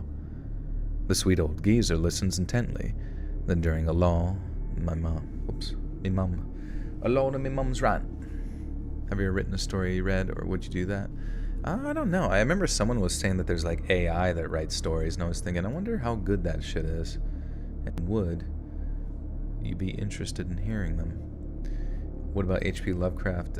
Yeah, H.P. Lovecraft stuff, I don't think, or at least not all of it is copyrighted. Some of it's like was during that sweet period of 1900 to 1920, where Disney didn't fucking own everything. Hey, Terror King, thank you for the 5 gifters. Welcome, Fry, Ryan Smith, Maddie B from PA, YR, and Brandy Rush. To the Buttersock Cult, you now have access to bonus content. Be sure to thank Terror King for your gift. Mischievous dog. Thank you, King. The sweet old geezer listens intently. Then, during a lull in my mum's rant, he asks her the name of the bloke she was being threatened by. My mum then tells him the guy's name, and after a bit more back and forth, they get on with the checkup. The old geezer is good as gold when it comes to paying. He's an absolute gentleman to all the nurses, and on his way out, he says something that my mum thought was really nice and thoughtful. He told her something like, "I'll keep you in my prayers, but between you and me, I think your gangster might change his mind and do the right thing." Sweet and thoughtful, my mum thought, but highly unlikely. Then get this. A few days later, the police call her back regarding the gangster not paying her. She'd already reported it by that time, having brought it up when she talked to the police about the hammer incident, but the return call came with some unexpected news. The gangster had told the police that he'd paid the bill. It couldn't have been him in the mask with the hammer because there wasn't a payment dispute. He just needed a few days to get the money together. Mum then gets her receptionist to check the company account, but there are no payments under the gangster's name. But then the receptionist mentions a package that arrived that morning, a small brown envelope with a handwritten address on it. Just on a hunch, Mum, who's not at the surgery at this time, asked the receptionist to open up to see what's inside. And what do you know? There's 8 crispy 50-pound notes in there, and a note which just said, "Sorry." My mum is then forced to call the police back with an apology for wasting their time because she just found the money she was owed. Obviously, that was the drama over, so she was quite chuffed to see the back of it, and she always just assumed the gangster's bark was bigger than his bite, and that he just backed down when the law got involved. But that wasn't the case. Years later, my parents were out for a very fancy anniversary dinner. Gangster is a nerd. What's the weirdest British slang I've come across? Wee bit crispy. Wee bit crispy, that. Which is British slang for, like dope, cool, fly, fresh, and it specifically refers to shoes that have been sitting out in the sun for too long, and they actually have a bit of sun damage throughout most of them, a bit frayed as well. And in fact, in the UK, British people actually enjoy shoes that are kind of disgusting rather than like new, good-looking shoes.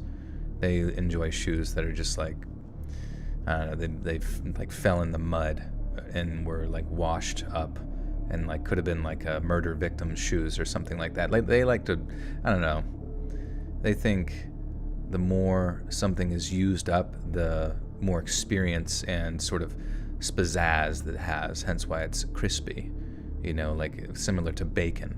It's got more taste. Years later, my parents were out for a very fancy anniversary dinner at a very fancy London restaurant that went fuck.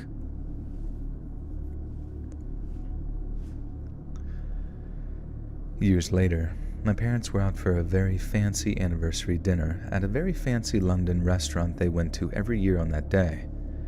They finished their meal, paid up, then walked outside in time to see this pair of brand new Range Rovers pulled up nearby.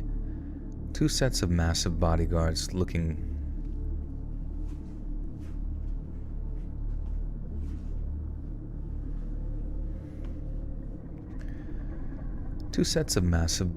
looking characters climb out of the car's front seats. Then, once they confirmed the coast was clear, they opened up the rear passenger doors. And who steps out in some crisp Savile Row looking suit? That's how you say it, Savile Row. Look, crispy. It's probably like an old burnt suit with like holes in it. Savile Row. Like the more a British person looks like a chimney sweep and like borderline homeless, the more they respect them there. That's kind of what I picked up on. An interesting sort of, counterculture to what most people would expect. Which in my mind is very, very considerate of the UKians. And who steps out in some crisp Savile Row looking suit, looking like £1,000,000? The sweet old geezer who'd been so nice when he visited my mum as a patient. He spots my mum as he gets closer and he gives her a wave before coming over to say hello. The evidently minted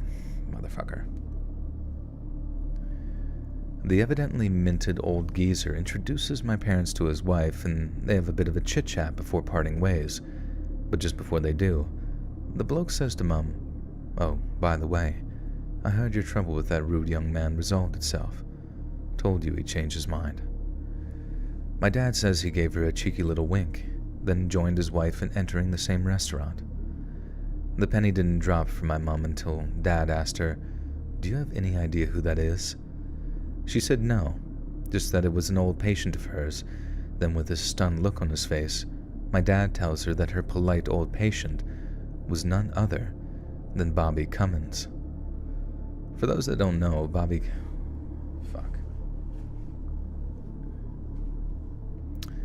Cummins? Bobby Cummy. Anybody know? Let me look it up on YouTube. Bobby Cummins. Is it Cummins or Cummins? London gangster on the one killing the Hudson. Frank was sitting in the motor. It was my driver, old Frank. What's going on? I said, tomorrow, at 7 o'clock in the morning.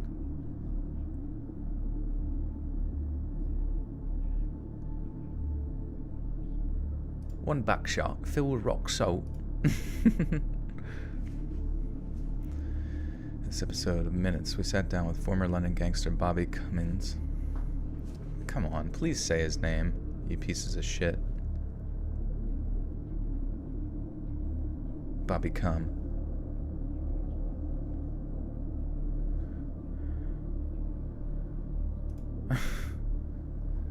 Bobby Cummins on being a teen bank robber.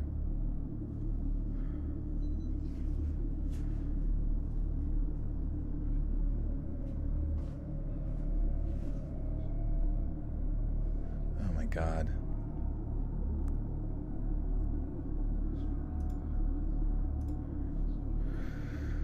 Bobby creaming. Bobby Cummins. Okay. Oh, okay, it's just Cummins. Bobby Cummins. Sorry about that.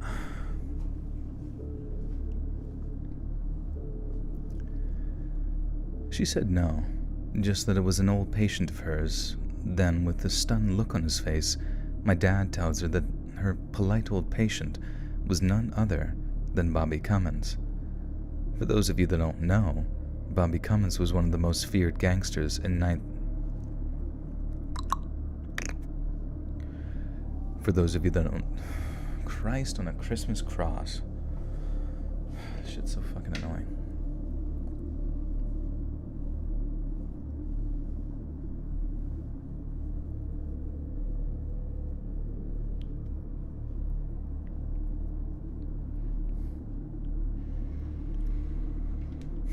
You think Bobby was the mastermind behind The Mask?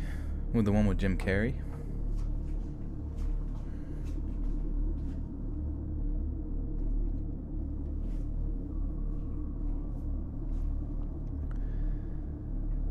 She said no, just that it was an old patient of hers. Then, with a stunned look on his face, my dad tells her that her polite old patient was none other than Bobby Cummins. For those of you that don't know, Bobby Cummins was one of the most feared gangsters in the 1970s Britain. His signature weapon was a sawn-off shotgun, only Bobby used a very special kind of ammunition for it. He'd take a few shotgun shells, empty out the pellets or whatever they have inside them, then he'd fill them up with rock salt. Bobby would then shoot a person in a non-fatal area, meaning dozens of the jagged salt crystals would end up buried in their flesh. And honestly, I can't even imagine how painful that would be. He later decided to turn his life around, and by the time he ended up in my mom's dentist chair, he was well on his way to being awarded some fancy title by the Queen for helping reform the prison system or something. I bet he never fancied himself meeting the Queen back when he was robbing banks and breaking legs. The point is, my mom realized that the bloke who threatened to burn down his practice hadn't had a change of heart and decided to pay. He'd been threatened into paying by one of Britain's most notorious sex gangsters.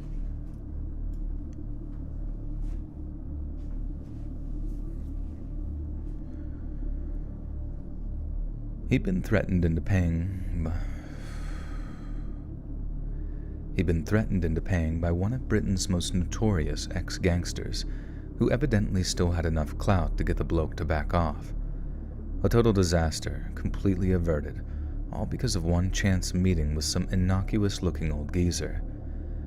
The whole thing has become almost like an interesting bit of family trivia now, a close call from the distant past, and everyone always takes joy in how wild the odds are that Bobby Cummins, of all people, would just march in and fix things.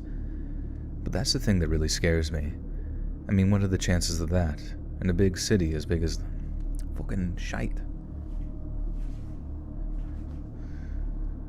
But that's the thing that really scares me. I mean, what are the chances of that in a city as big as London? If it wasn't that very unlikely meeting between Bobby and my mom, my life might be If it wasn't that very unlikely of meetings between Bobby and my mom, my life might be different at best. Okay. If it wasn't that very unlikely of meeting... What is that? Unlikely of meetings? If it wasn't that very unlikely of meetings between... What is this even saying? If it wasn't that very unlikely meeting between Bobby and my mom, my life might be different at best. and non-existent at worst. That just sounds so weird to say. I don't know. My life might be different at best. If it wasn't for the very unlikely meeting between Bobby and my mom, my life might be different at best, and possibly non-existent at worst. Alright, it actually made complete sense. I just like to complain.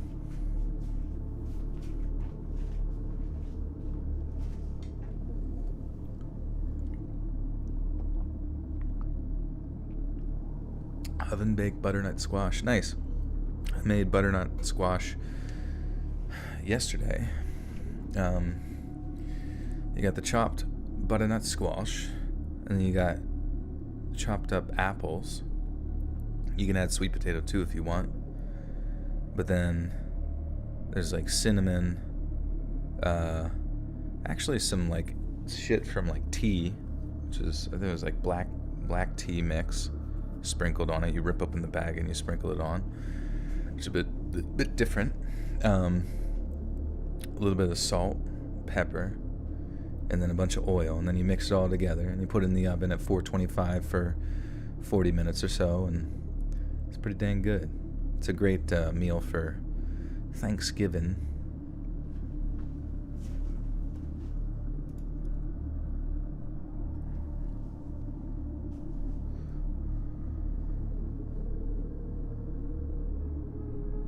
Hey, see you, Jacob.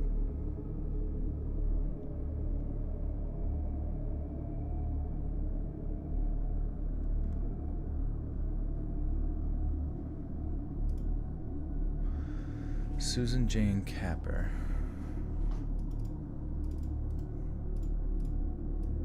Wonder if that's the.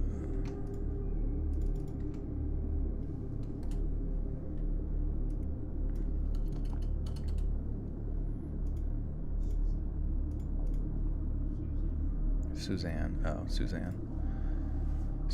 Suzanne Jane Capper. Where am I from? I'm from Pennsylvania. 420 squash.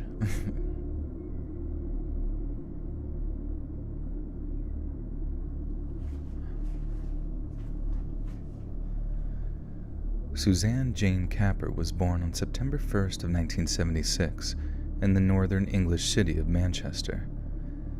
A younger Suzanne was described as a gentle and easily influenced girl, but due to the instability brought on her by her parents' divorce, her behavior began to deteriorate as she entered her teenage years. By age 14, Suzanne was regularly skipping school in favor of hanging out with her former babysitter, Jean Powell. Jean Powell. Maybe Jean was a player. Wait. Jean was a major player in small. Oh, okay. Moston. What the fuck?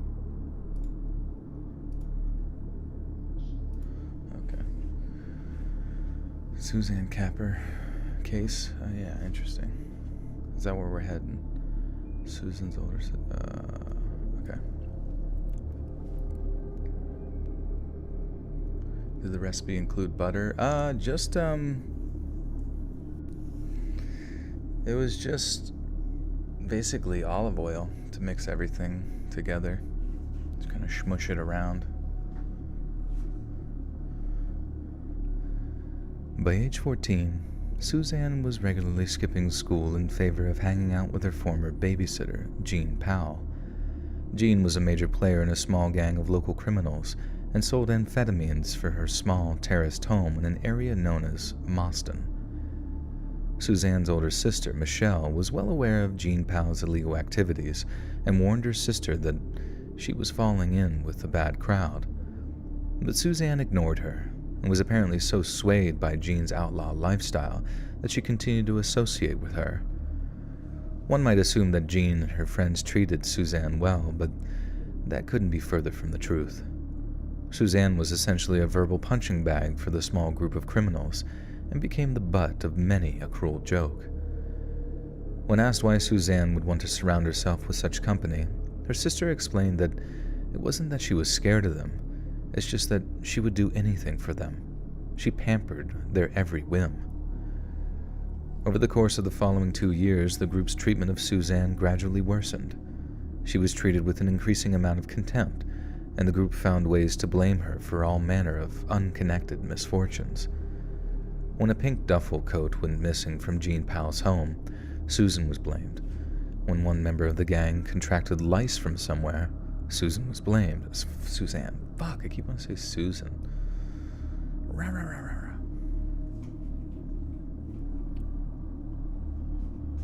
I'm high. I live in a flat. Hell yeah, there you go. You're flat out high.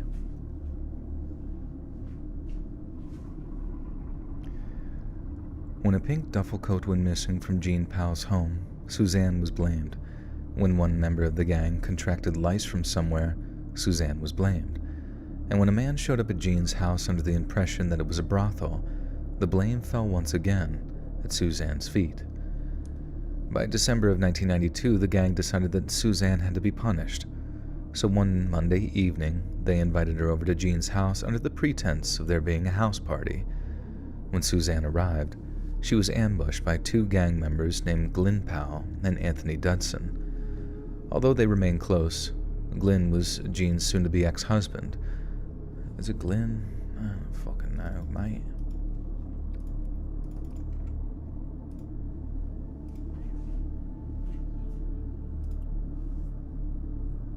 Glyn.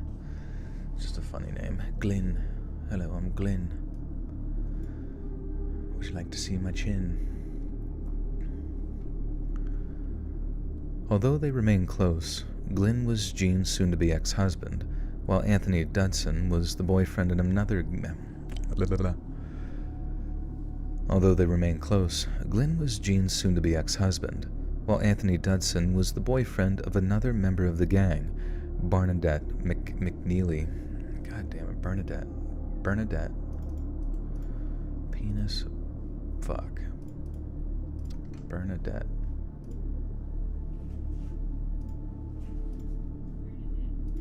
Okay. Glinda. Pubic lice? Maybe. I don't know. Hey, Joel, you doing a live chat tomorrow? No, just a normal video. This is kind of supposed to be like the Halloween stream going into tomorrow.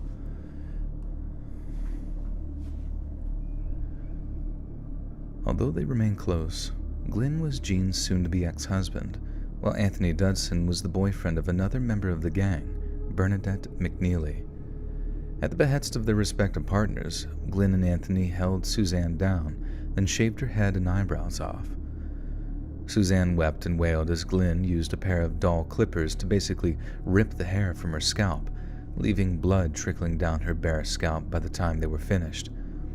Suzanne was then forced to clean up the mess they had made before the next phase of her punishment commenced.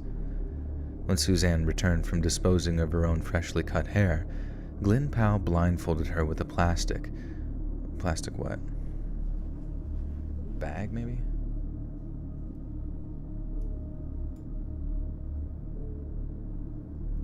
I'm just gonna say bag. I don't know what the fuck plastic thing to be blindfolding somebody with.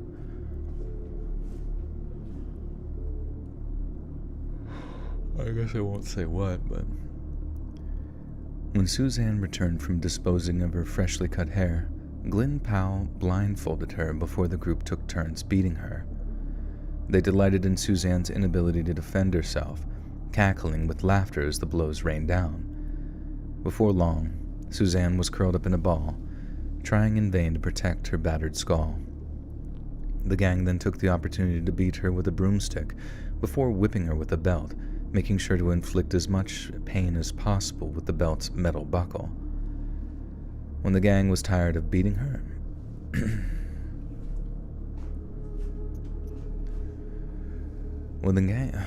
I'm so fucking tired already. God damn it. I don't know why. I just get my energy zapped trying to read this shit.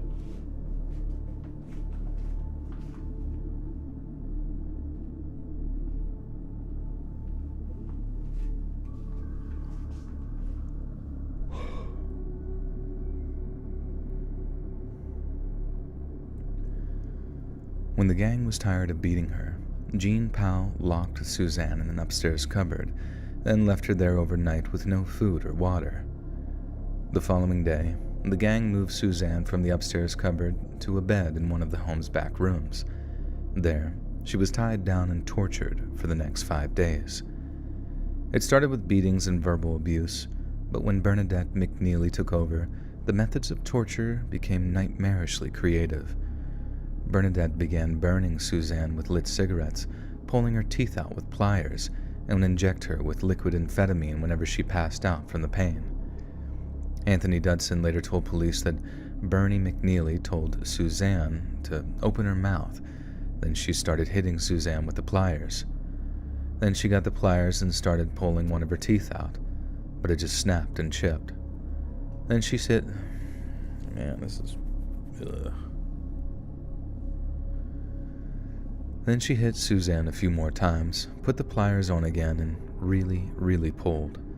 She pulled Suzanne's head forward until there was a snap, and then we could see that she had the tooth in the pliers. Then she did it again, and laughed the whole time. Bernadette also... I don't know why, I just can't get it going. Bernadette also subjected Suzanne to intense sleep deprivation and would place headphones over her ears before blasting her with a song called Hi, I'm Chucky, Wanna Play by 150 volts. The song contained samples from the movie Child's Play, and it was common knowledge that the movie had terrified Suzanne, so forcing her to listen to the song doubled up as a powerful psychological torture. 5 days into her...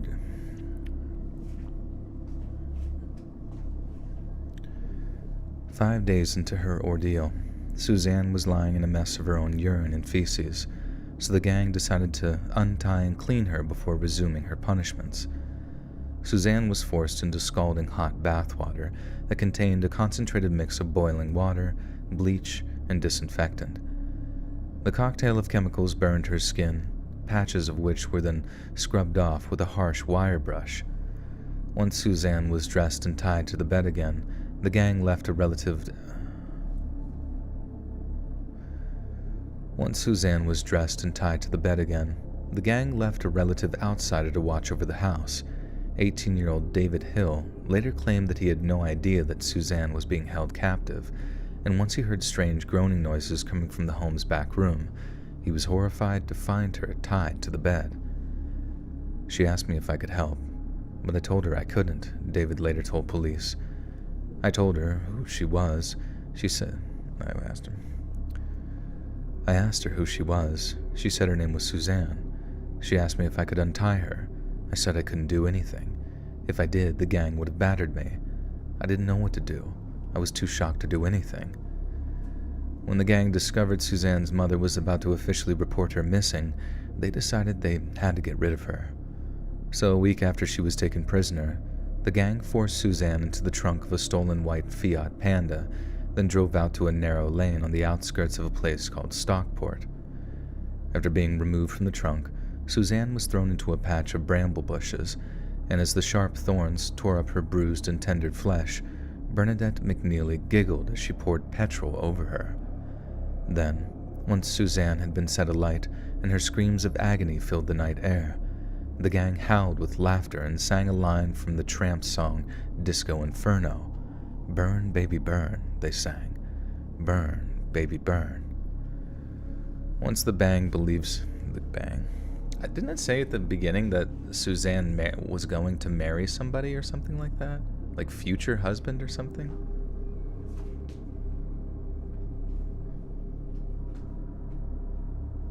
Have any of these stories genuinely scared me? Yeah, ones like these where it's like... these are like teenagers just like murderously torturing somebody to death. Like, what the fuck is going on?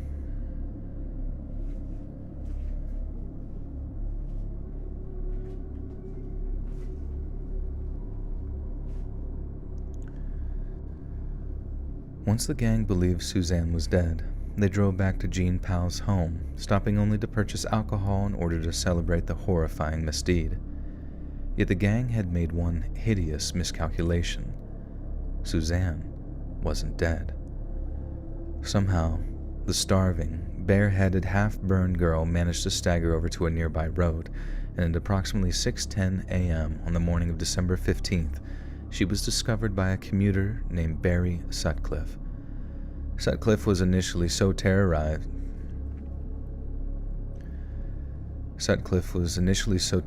by Suzanne's sudden appearance that he almost drove his car off the road. But once he realized that he wasn't looking at a monster, but rather a 16-year-old burn victim, he rushed Suzanne to the nearest house in order to get her help. Both her hands were like ash, said the homeowner, Michael Coop. Her legs were just like raw meat, and her feet appeared to be badly charred. I was struck by how polite the victim was. She was constantly thanking my wife for her assistance. Margaret Coop, Michael's wife,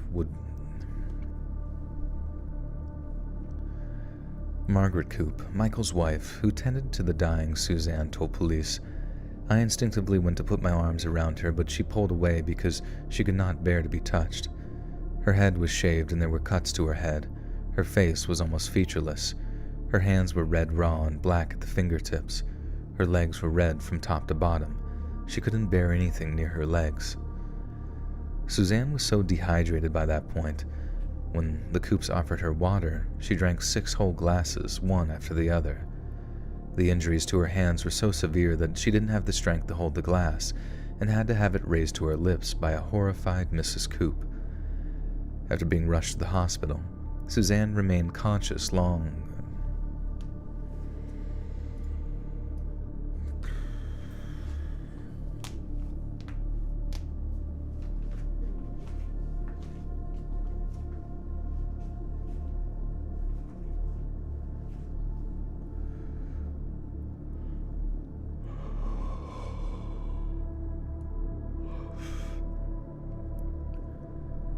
After being rushed to the hospital, Suzanne remained conscious long enough to name all 6 of her attackers, but sadly, she was so badly burned that she eventually slipped into a coma.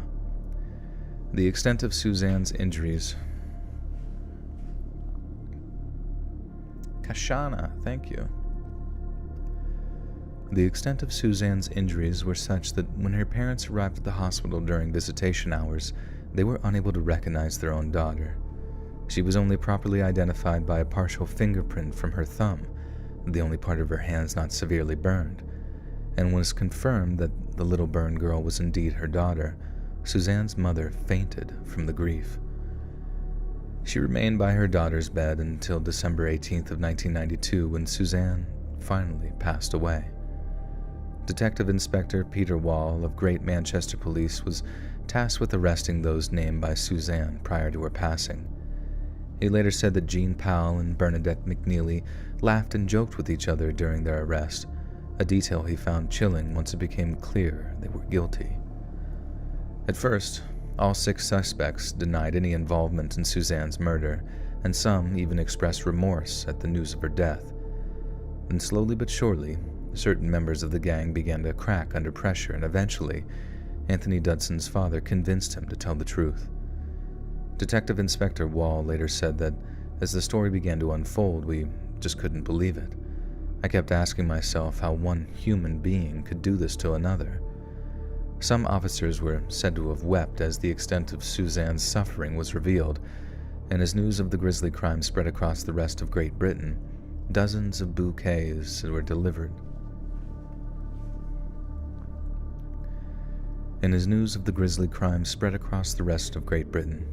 Dozens of bouquets were delivered to the hospital she died in. On December 23rd of 1992, all 6 of the gang appeared in court to be officially charged with kidnapping and attempted murder, with their trials set for early January of 1993. Pathologist Dr. William Lawler testified that Suzanne had suffered between 75 and 80% burns, and that her chances of survival would have been minimal even if she had been in such a weakened state. Dr. Lawler also testified that the exact cause of death had been catastrophic heat damage to Suzanne's internal organs, essentially meaning that she had been cooked alive. "It is clear that this young girl must have suffered a great deal of pain and had no chance of survival," Dr. Lawler said. But she did fortunately survive long enough to give information which led to people mentioning being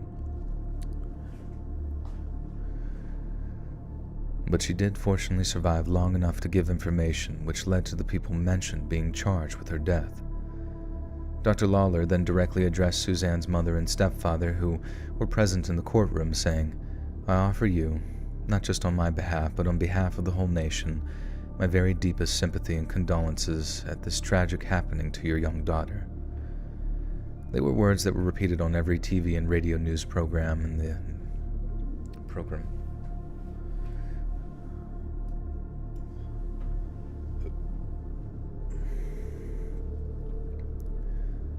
They were words that were repeated on every TV and radio news program in the nation, and as the trial came to a conclusion, the public demanded the harshest possible sentences should the gang be found guilty. On December 16th of 1993, the jury retired to consider their judgment, and after 9 hours of intense discussion, they announced that a verdict had been reached. Before judgment was declared, the presiding judge addressed each of the defendants, telling them, "Each of you has been convicted on clear evidence of murder, which was as appalling a murder as it is possible to imagine." 24-year-old Bernadette McNeely was pronounced guilty of murder, conspiracy, and false imprisonment, and was sentenced to a minimum of 25 years in prison. 26-year-old Jean Powell and her 29-year-old husband Glenn received identical sentences, reflecting their crucial role in Suzanne's murder. In light of his cooperation with investigating officers, 16-year-old Anthony Dudson received a lesser sentence, but given that he was 16 while they were 20-something? What the fuck? And the one girl was 14 when she was burned alive? What the fuck, dude? Marie with the 20s says, "Happy spooky, have a good night." Thank you, Marie. Appreciate you. Thank you so much. I thought that they were like 29 after like waiting to be tried for a long time. But holy shit, dude, these people were like crazy adults and burned alive a fucking 14-year-old? What the fuck? Oh, it was her old babysitter, right? Holy shit, dude. It was fucking bonkers, man. Absolutely disgusting. In light of his cooperation with investigating officers, 16-year-old Anthony Dudson received a lesser sentence, but given that he was intimately involved in trapping and torturing young Suzanne, he was still condemned to 18 years in prison. When the sentences were read out in court, 2 of the jurors wept with relief, and there was an outpouring of jubilation from Suzanne's loved ones who were present in the public gallery. Detective Inspector Wall was then asked by journalists if he believed Suzanne's killers were criminally insane. "Psychological reports say that these are absolutely sane individuals," he told them. "It's frightening that they are such ordinary people. There is nothing special about any of them." Maybe that's what makes this case so particularly terrifying. The people who imprisoned, tortured, and roasted Suzanne Capper alive were completely sane, and despite dabbling in petty crime and drug trafficking, were not known to be physically violent. Yet something drove them to commit one of the most shocking criminal acts of 20th century Britain. Perhaps it was some kind of cruel group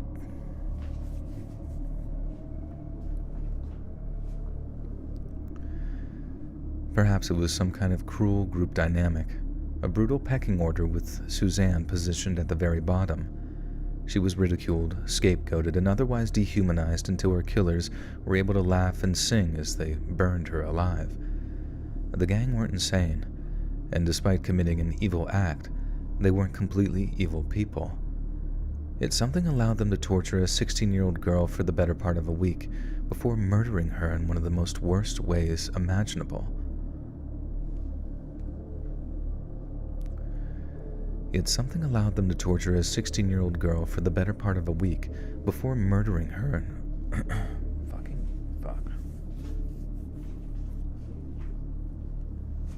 What's the weirdest Halloween costume I've ever worn? Oh, man. I think I dressed up as Barney when I was like 4. What a piece of shit. What about you guys? Have you seen the new Are You Afraid of the Dark? No, I haven't. A new one? Are you crazy?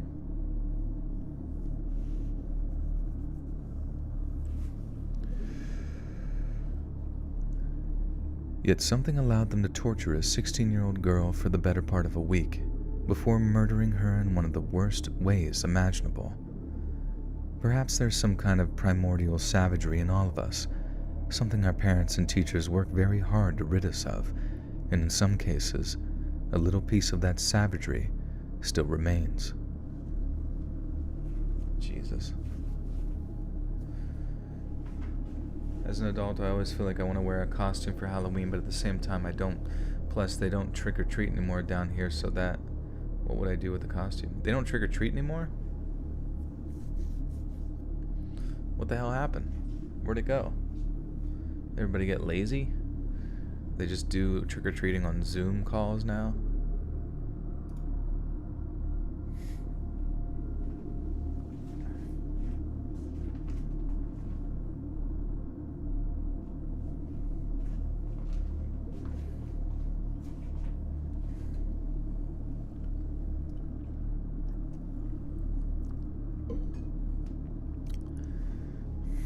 I always say what makes people think they can just go and take someone's life. I guess I wouldn't know. Normal people don't think that way. But yeah, I mean... Yeah, it's weird. It's weird shit.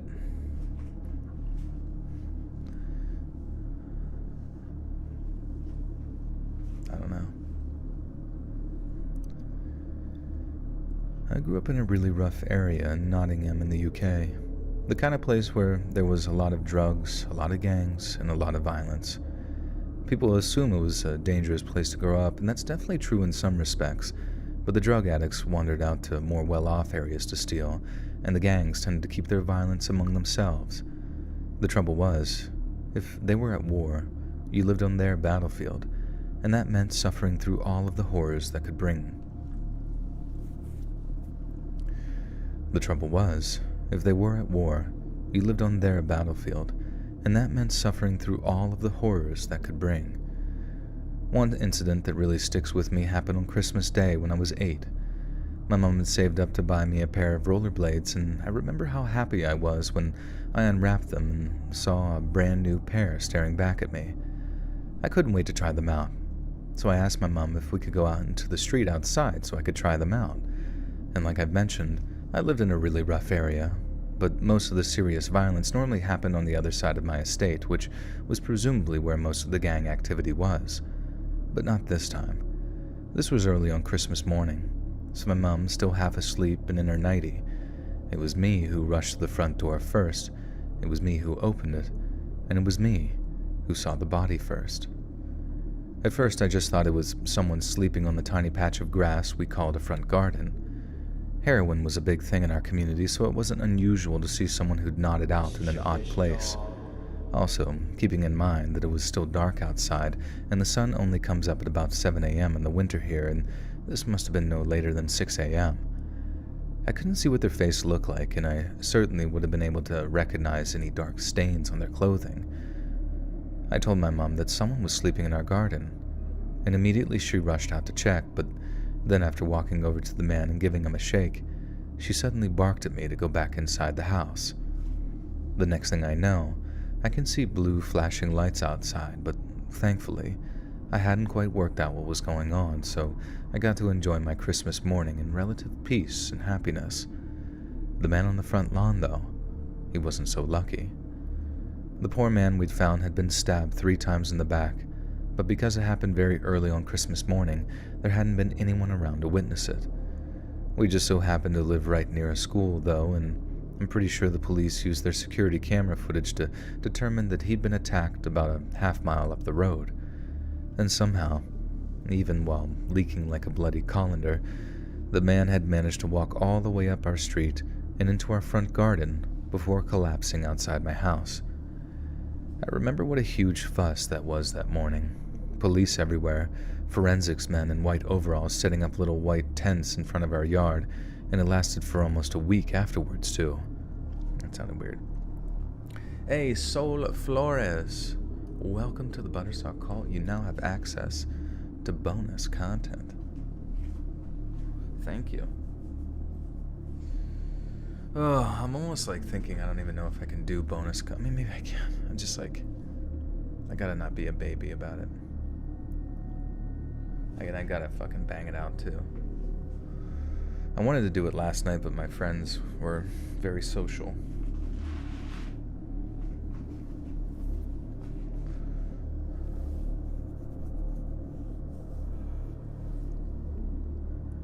remember what a huge fuss there was that morning. Police everywhere, forensics men in white overalls setting up a little white tent out our front yard. It lasted for almost a week afterwards, too. We weren't allowed to leave the house for a week in case we disturbed evidence. If we did go out, we had to sign in and out with a liaison officer at the end of the street. As an 8-year-old, I couldn't quite comprehend what was happening, and it took a while for my mom to finally tell me that someone had died in our front garden. It took even longer for her to admit that it was murder and not just some horrible accident. Eventually, the police found the murder weapon in our neighbor's garden, and the killer was identified from the fingerprints they lifted from it. I didn't hear all of this until years later, but word on the grapevine was that he was a local gang leader, and the victim had been one of his best friends who'd been having an affair with the guy's girlfriend behind his back. I heard they'd been arguing as they were on their way home from the corner shop, and when the friend finally admitted it, the gang leader just stabbed him up.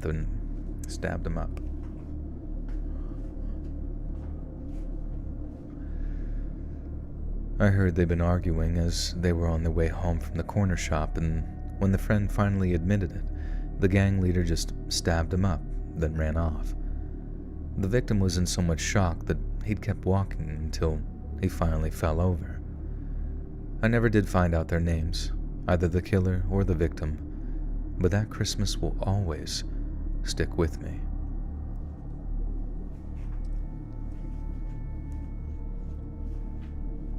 Joel, I love your streams, but if you need rest, don't overwork yourself, please. I know, but I'm just thinking, like, when the hell am I gonna find time to get the bonus content, like, fucking done? And it's almost the end of the month, and I didn't put anything out yet. You know what I mean?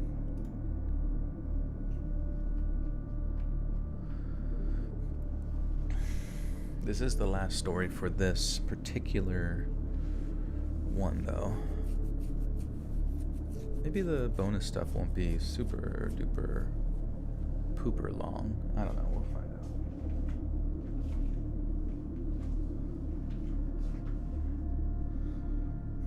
Will I be your bae? I guess I could.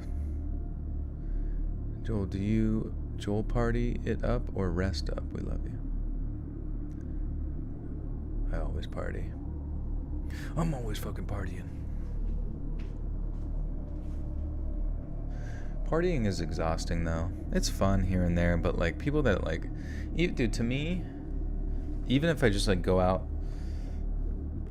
on a weekday for wings or some shite and fucking... I don't even know. You know, you end up having, like, 3 beers. And just, like, the consumption of alcohol just feels like you've thrown your body back way more than it should. And it's just like in catch-up mode after that, just feeling a bit sickly. I don't know, drinking just is... it's silly.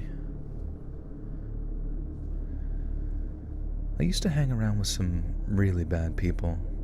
I was much younger at the time, 13 to 14, that kind of thing, so I didn't know any better than to look up to all the big lads on our block. They had flash cars, got loads of girls, and some of them even had a gun. And it was all from selling drugs and doing robberies. Me and my little group of mates used to do quick little jobs for them to earn a few quid, and the big lads always treated us like grown-ups. I didn't realize it back then, but they were basically grooming us to be junior members of the gang, and although we would have thought that was wicked back then, it was all just a trick to turn us into expendable little pawns. It was always the younger lads who ferried packages around, always the younger lads who ended up pulling the trigger or stabbing someone up. And it was by design, too. That way, the big lads could completely disassociate themselves with any dealing or violence. We'd do the time, so they didn't have to. I didn't get that far, though. What does this even say?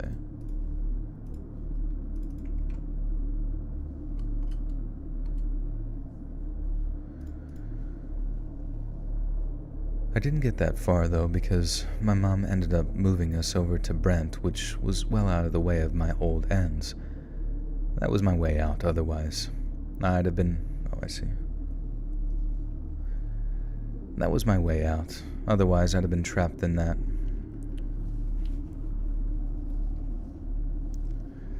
That was my way out. God damn it, why the fucking is it? That was my way out.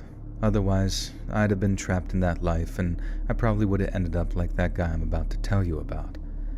Like I said, I was all in at first. I was making money. I had bear trees. All the kids in school thought I was a bad man. It was good times.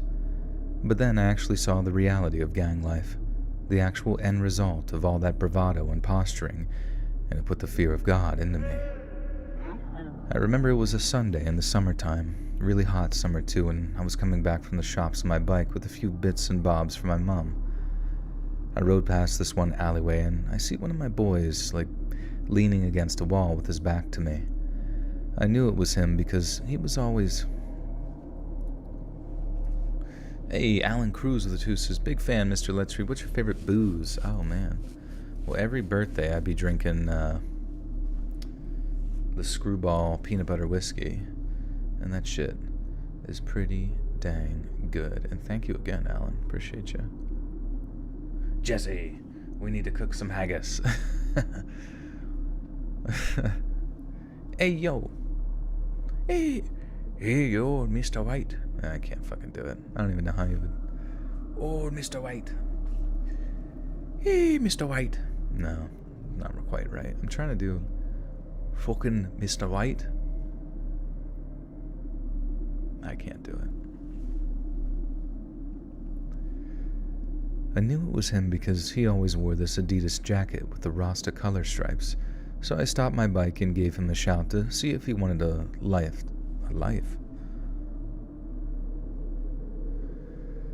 I knew it was him because he always wore this Adidas jacket with the Rasta color stripes, so I stopped my bike and gave him a shout to see if he wanted to lift back to the block.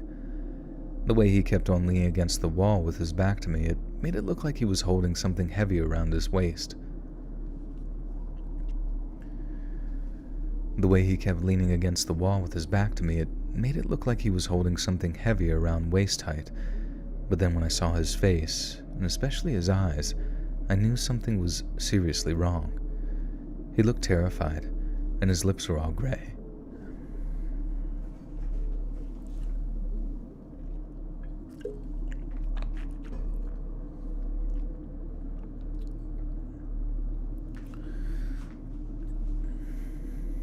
Mr. White. Mr. White. Scottish Jesse. Can someone phonetically write out a Scottish Jesse sentence and I can read it? Mr. White, you never get me Lucky Charms. He looked terrified, and his lips were all gray. Then when I rushed over to see what was wrong, I saw he had both hands clamped over his stomach. Because that weekend had been so hot, my mate had just been walking around in his jacket with no t-shirt on, trying to impress the birds with his abs or whatever. But that only gave me a really good view of all the stab wounds around his stomach, and how he was basically holding his own guts in with nothing but his hands.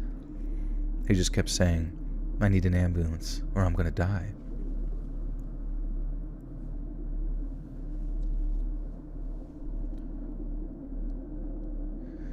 How much longer am I going to be able to enjoy this? I don't know, it's up to you. He just kept saying, "I need an ambulance or I'm going to die," over and over again.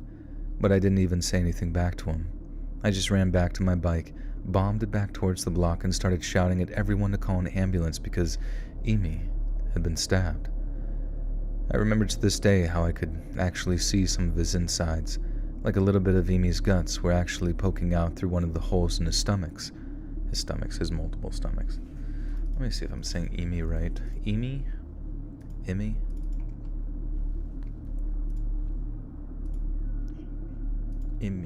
Emmy. I just ran back to my bike, bombed it back towards the block, and started shouting at everyone to call an ambulance because Emmy had been stabbed. I remember to this day how I could actually see some of his insides, like a little bit of Emmy's guts were actually poking out through one of the holes in his stomach. It was the most horrifying, disgusting thing I'd ever seen, but weirdly, it wasn't what actually put me off the lifestyle. The aftermath was all anger and revenge. We wanted to hit back at whoever had hit us. You think I'd have tried to get out of there and then, but the feeling of unity honestly got me through the trauma of seeing Emmy all stabbed up like that. What made me realize that I wasn't up for the consequences was seeing Emmy wearing a colostomy bag when he got out of the hospital. I didn't actually know what one was until I heard Emmy got one. I didn't even know that they existed or what getting stabbed could do.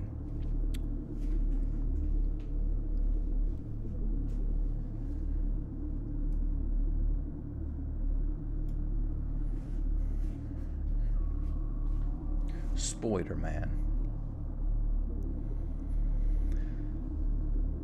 I didn't actually know what one was until I heard Emmy got one, and I didn't even know they existed or that getting stabbed could do that kind of damage to someone.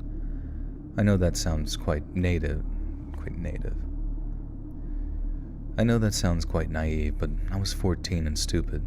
I didn't know nothing about the world, so the idea of Emmy not being able to go to the toilet because his bowels were sliced up, that seemed like it was worse than losing your life. I know that's obviously a stupid thing to think, but I'm glad that it scared me so much. Otherwise, I might not have that come to Jesus moment, as they say, that so many young gangsters have had before, where you realize the only future you have is death or prison.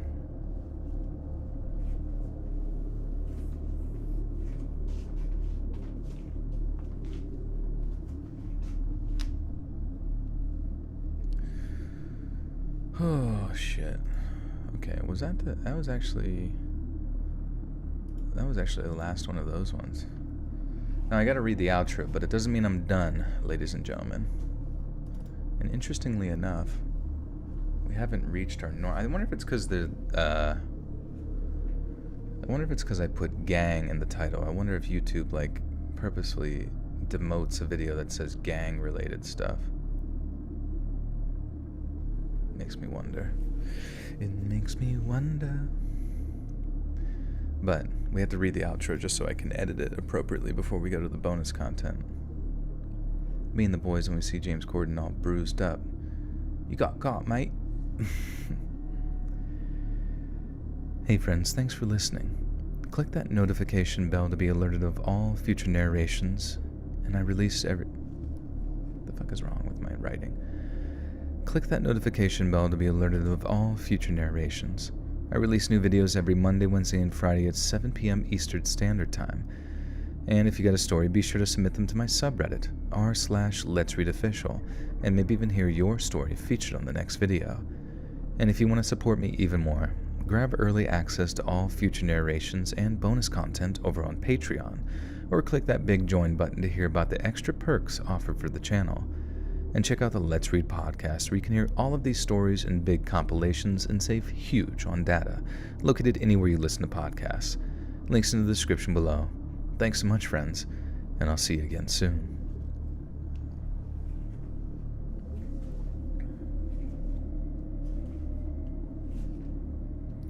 Possibly change it to club. Wonder if I can change the stream title. Edit your stream title and description. Oh shit, I can. I'll just name it British. Scary British stories. Or you know what?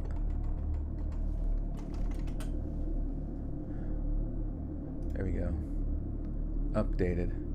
What's it look like now?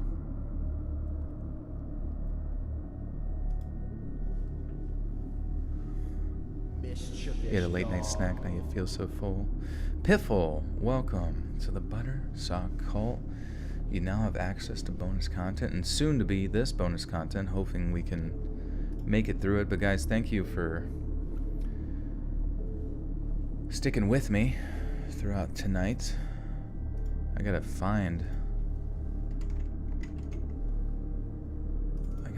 this shit.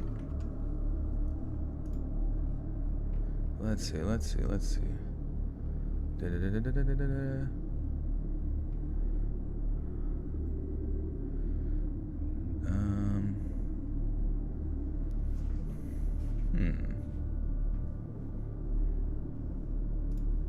We gotta go back a little bit. Okay, so yeah, members only content. Wait. Oh, I see. Right.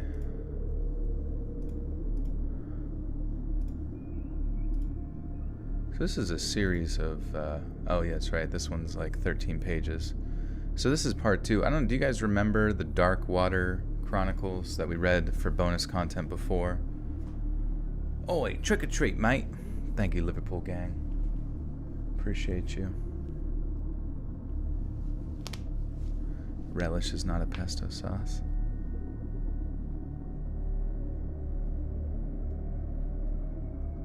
British crime stories. Oh, that might be good because YouTube is too. Maybe. British criminals.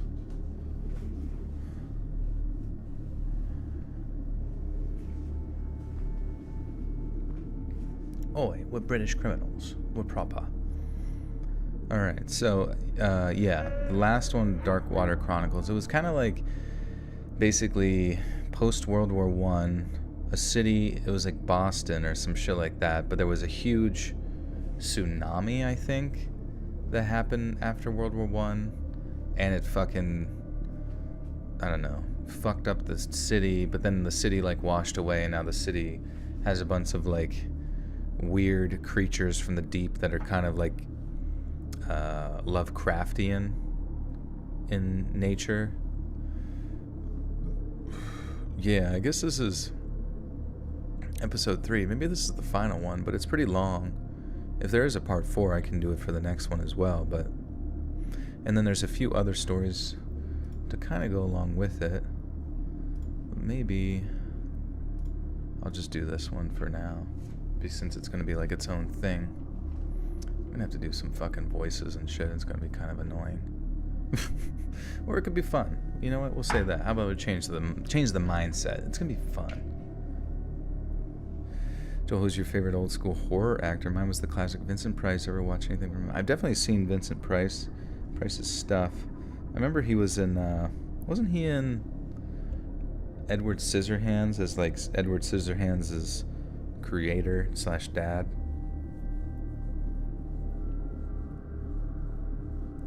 We're an affiliated group of British criminals. British. What's that emoji? Oh man. Yeah, is that like 2 butts smacking together, pissing? Or shitting?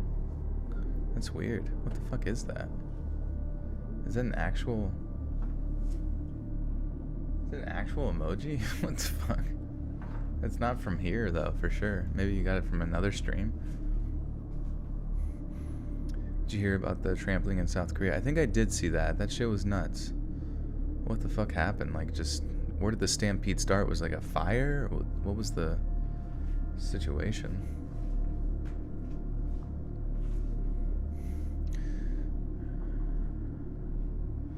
British organized crime stories. Yeah, I guess organized crime. That would be good, yeah. Just annoying. I mean, I did do an old video called like Mafia Gang Stories, and that did over 100k views. But I feel like initially it didn't do well. It was like it did well, like it did better over time. Oh, it's 2 elbows. Oh, okay, I see it. Yeah. For some reason, it looks like 2 people with their pants pulled down, like just like bumping butts or something. That's where my mind goes initially, right? Butt crushers, yeah, they're just like destroying some sort of poor little fish or something. Lynn with the 2 says, was having a bad day, but you always make it better. Oh, thank you, Lynn. I'm glad you're doing well. Stu's the best Dracula. Blue, blue. Alright, so episode 3. Let's get it. The Thin Blue Line Wears Thinner by Skip Walters. Under a drizzly blanket of steel-gray clouds, the funeral procession of police officer Cormac McDonough McDunkin' Donuts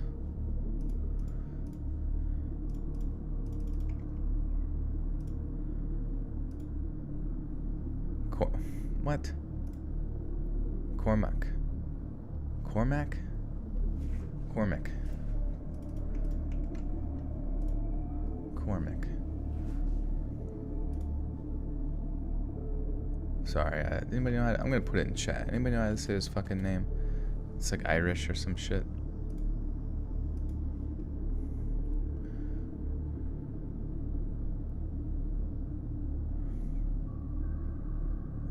Did you see?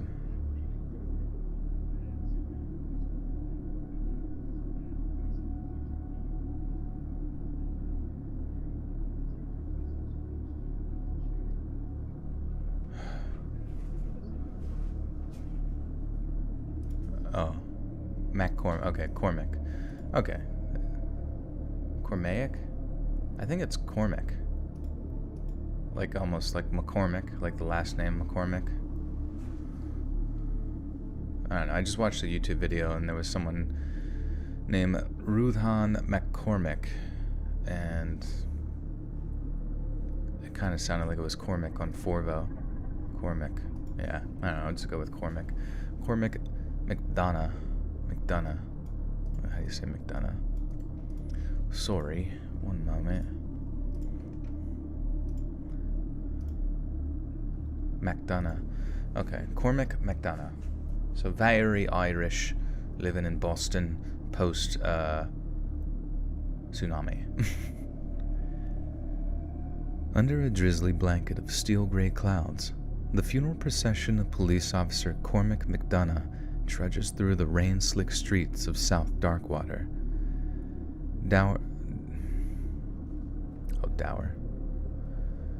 Dour-faced officers in their picture-perfect starched uniforms struggle to contain their emotion as the Gaelic column of pipe and drum strikes up their martial. This is some fucking poetry, holy shit. Dour-faced officers in their picture-perfect starched uniforms. Dour-faced officers in their picture-perfect starched uniforms struggle to contain their emotion as the Gaelic column of pipe and drum strikes up their martial melody. I gotta read that better. Like, the fuck is this? Dour-faced officers in their picture-perfect starched uniforms struggle to contain their emotion as the Gaelic column of pipe and drum strikes up their martial melody. Eternal rest grant unto him, O Lord, and let perpetual light shine upon him. The priest began, his robes resplendent. Even in such miserable weather.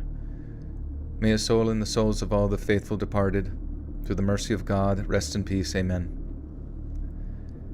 The crack of rifles is heard, cutting through the din of wailing bagpipes as the fallen officer's casket is lowered into the earth.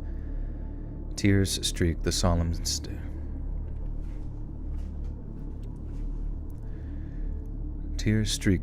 stares of heartbroken family members huddled around grief-stricken widows who can barely hold themselves upright, as if physically crushed by the loss. But it is possible that Officer Lee's death could have been avoided.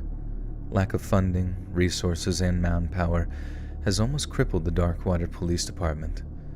Of the few thousand officers that were present before the Great Wave, less than a third returned to their duties after the disaster.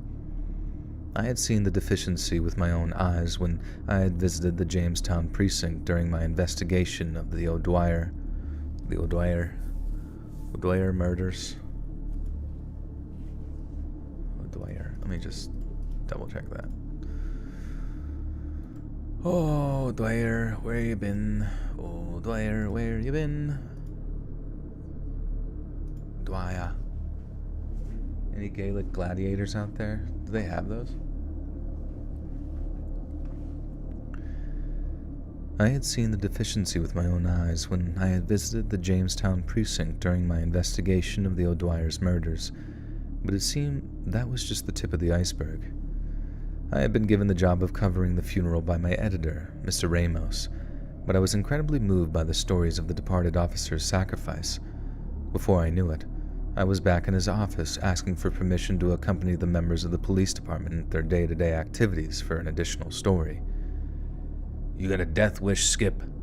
he growled. The butt of his cigarette burst. "You got a death wish, Skip," he growled.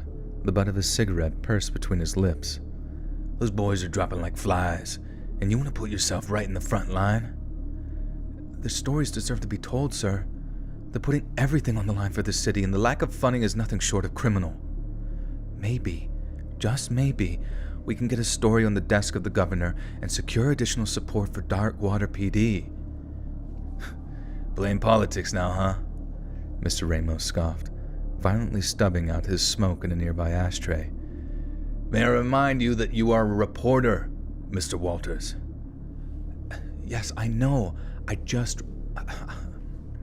penis. Yes, I know. I'm just a reporter. But this newspaper can make a difference in the city. We can make a difference.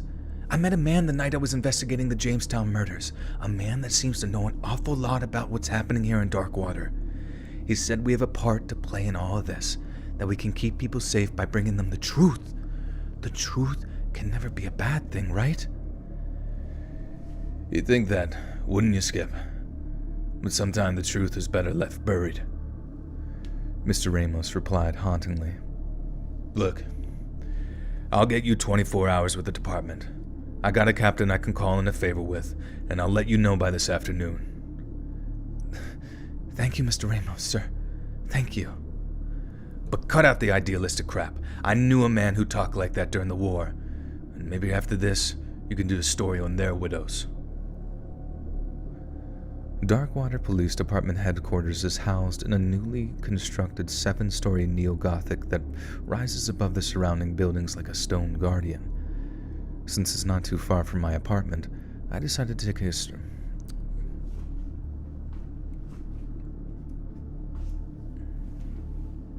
Tim Curry. Hello, I'm Tim Curry. Since it's not too far from my apartment, I decided to take a stroll down through Darkwater Common to drink in the ambience of a city that was broken, but unbowed. As I meandered through the neighborhoods where many of the houses are still abandoned or boarded up entirely, each little candle in the window of occupied houses seems like a bright, burning beacon of hope. In the 4 months since the Great Wave, more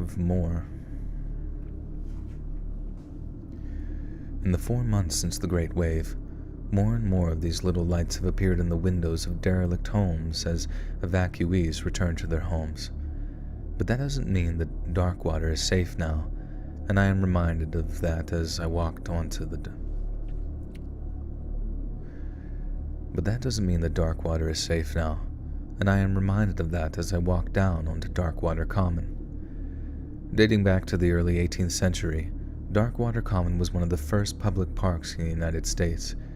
With all the quaintness and charm of its Victorian English counterparts, it boasted a picnic ground, a stable, and even a small but beautiful oriental garden, none of which survived the Great Wave. The hundreds of trees that once festooned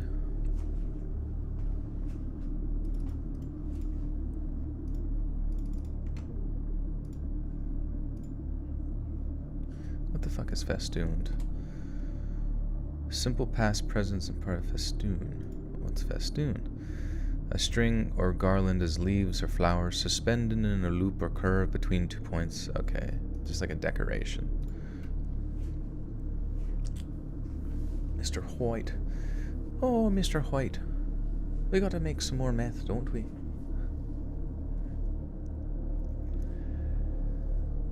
The hundreds of trees that once festooned the common have been twisted and broken, their gnarled, twisted limbs jutting to the heavens, giving the great oaks a macabre, skeletal appearance.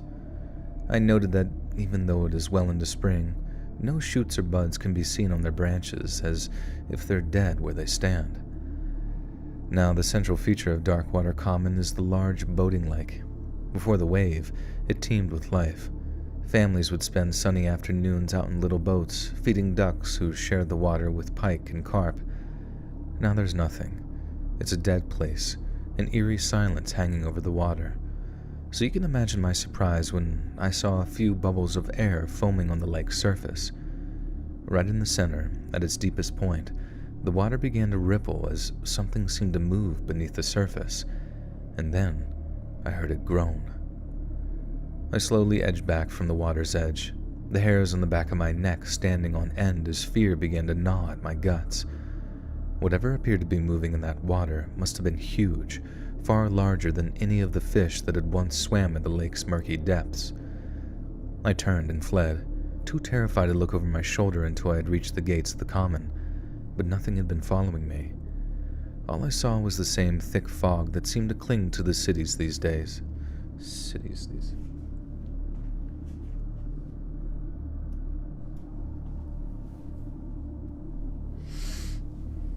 Boil a mash and put him in a stew.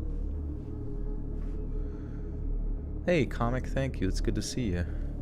Right now we're reading bonus content. We already made it through the British gang stories, but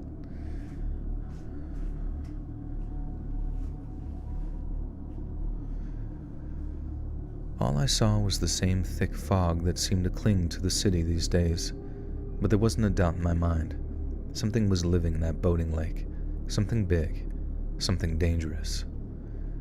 I was still shaken by the encounter on Darkwater Common when I arrived at the police headquarters, nervously stating my name to a snarky-looking secretary who chain-smoked as she filled out my civilian guest pass. She looked over her glasses at me with tired eyes as she handed me the small card, directing me to one of the offices on the 6th floor. The building had an elevator, but like most mechanical contraptions after the Great Wave, it was still in dire need of repairs. And so, like many times before, I found myself panting like a beast by the time I reached the 6th floor office with Captain D.B. O'Keefe. Motherfucker. Oh, that was such a long sentence. O'Keefe. What the fuck is that name?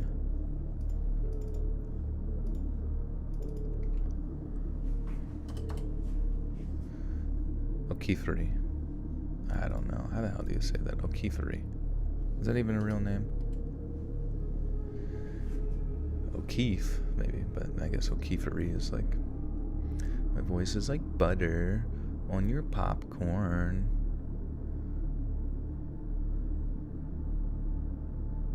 Stay in Transylvania. Some shit you should keep to yourself. This is true. Oh, sorry. You guys, never mind, I didn't read that first part. Jesus. What are you guys talking about?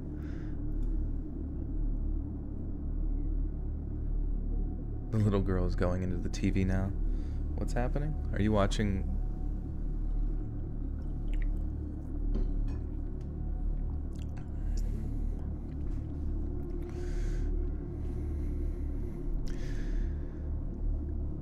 And so, like many times before, I found myself panting like a beast by the time I reached the 6th floor office with Captain D.B. O'Keefe stenciled on the door.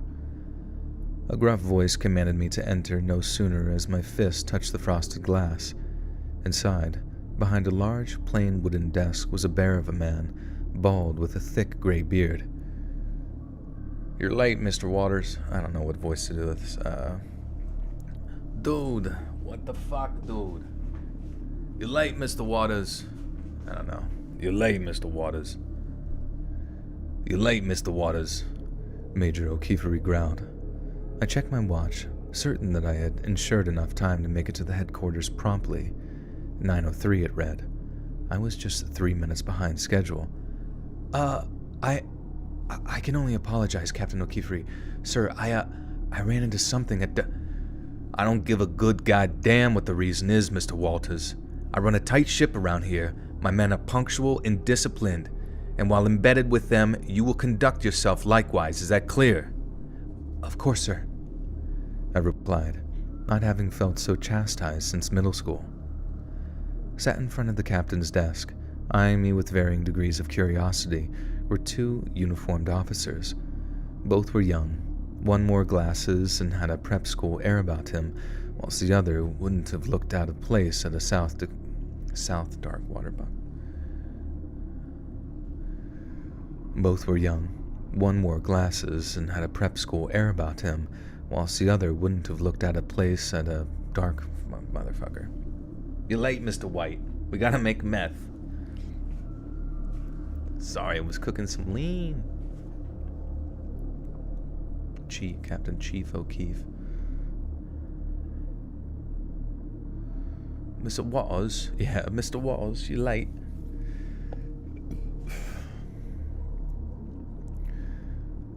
Both were young. One wore glasses and had a prep school air about him, while the other wouldn't have looked at a place at a South Darkwater boxing gym. With all due respect, Captain, you gotta be kidding me. This guy looks like 100 pounds soaking wet. The tough-looking cop spoke up. And you want us to babysit his ass for 24 hours? It'll make the department look good, Officer Conlon. Don't you want the public to read your daily heroism? Captain O'Keefe asked. One of his bushy eyebrows arched a peak. Sure I do, sir, but this schmuck won't be writing much of anything after North End What is it? I mean, sure I do, sir, but this schmuck won't be writing much of anything after some North End mafioso punches his ticket. And that's exactly why you're not gonna let that happen, Officer Conlon. Are we clear on that? Yes, Captain, he replied, dejected but obedient. Okay, dismissed. You three kids get to know each other and play nice. We spilled out into the corridor as Captain O'Keefe began to put a dent in the huge stack of paperwork that sat on his desk. I decided to take this opportunity to formally introduce myself to the officers I'd be working with. Skip Waters. Fuck. Ross, don't you come in here with that blasphemy, you understand? I don't know how to do all the voices. I need Ross in here to do a voice. Skip Waters, honored to be working with you, officer, I said nervously, holding a hand out for Officer Conlon to shake. He just sneered, stepping past me in the corridor and muttering his discontent. Don't take any notice of him, the younger cop said, stepping in to shake my waiting hand with a smile. He's just like that with me when I join the department. He'll warm up to you in no time. I'm Officer Jessup, by the way. Bill Jessup. The moody one is Officer Owen Conlon. Nice to meet you, Skip. Nice to meet you too, Officer Jessup. So how long you been police? Oh, about 6 months, but please call me Bill. I joined just before the Great Wave, and I didn't entirely finish my training, so it's been a steep learning curve, but I'm enjoying my work. I suddenly began to understand Officer Conlon's reservations about my safety. Bill was enthusiastic, but I wasn't entirely sure he had what it takes to deal with the new dangers that Darkwater has in store, dangers I'd seen with my own eyes. I had half expected the ops.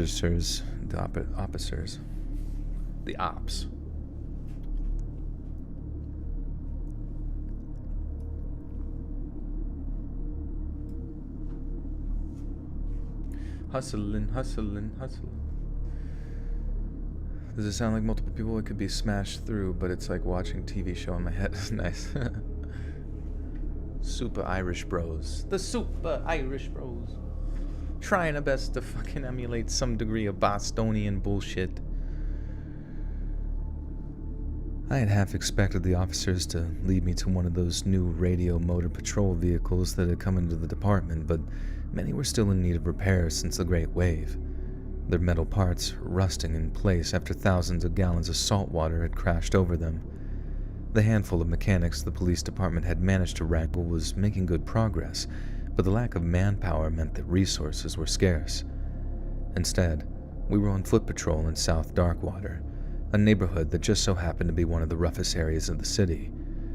When I mentioned that fact to Officer Jessup on the walk down to the southern precinct, he just smiled. Maybe the captain wants you to see some action. Get a look at some Darkwater's finest keeps a... Oops. Maybe the captain wants you to see some action. Get a look at how Darkwater's finest keeps a lid on crime down in Southie, he said, perennially cheerful. Oh, he's good. Oh, there we go. Oh, he's gonna see something all right. And it'll be the last thing he ever does see, I can tell you that much, Officer Conlon growled. Lighten up, Owen, Jessup laughed. Skips here's gonna make us famous. Oh, fantastic. Then every scumbag in the city will be lined up at my front door to take a shot at me. You can make sergeant off the back of it. You might make enough money to marry that girl of yours, Jessup said, affectionately teasing his partner. Jesus Christ, I mentioned her one time, and now you won't shut up about her. I said we had a few drinks, not that we were star-crossed lovers. Just because you got married at 17 doesn't mean we all gotta pair up first chance we get. You were married at 17? I asked Jessup. A high school sweetheart, he replied with a grin. Teresa's about the toughest girl around. Stuck me through thick and thin. I'd be fooled not to have married anyone else. Oh, I fucked that up. Fuck. This is kind of fun. What are you drinking? Cranberry juice. High school sweetheart, he replied with a grin. Teresa's about the toughest girl around. Stuck with me through thick and thin. I'd be fooled to have really married anyone else. And there was me, thinking she fooled... Fuck. There was me, thinking she would... And there was me, thinking she was the fool marrying you, Billy boy. Conlon laughed. By the way, she had that kid yet? When's the little guy due? Any day now, any day. Jessup smiled. It was a warm, rich smile. Hey, congratulations, buddy. Maybe the kid won't be quite as big of a fuck-up as his father, huh? Hey.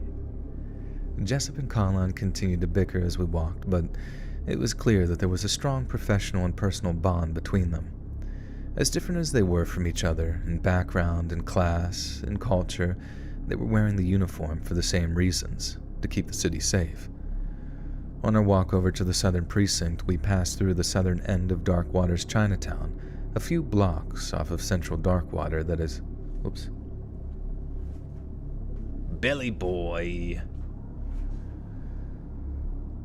On our walk over to the southern precinct, we passed through the southern end of Darkwater's Chinatown, a few blocks of central Darkwater that is experiencing a little revival all of its own.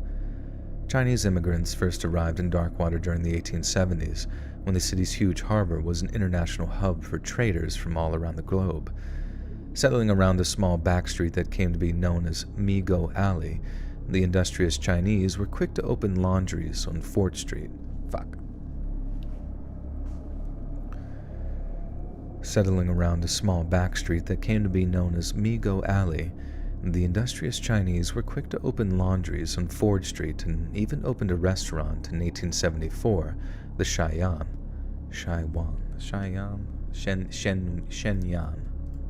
Can't read this. Fucking hell, mate. Shenyang. Wait.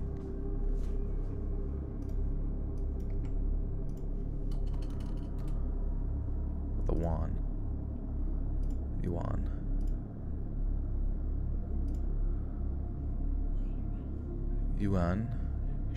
yuan. Shen yuan. Okay.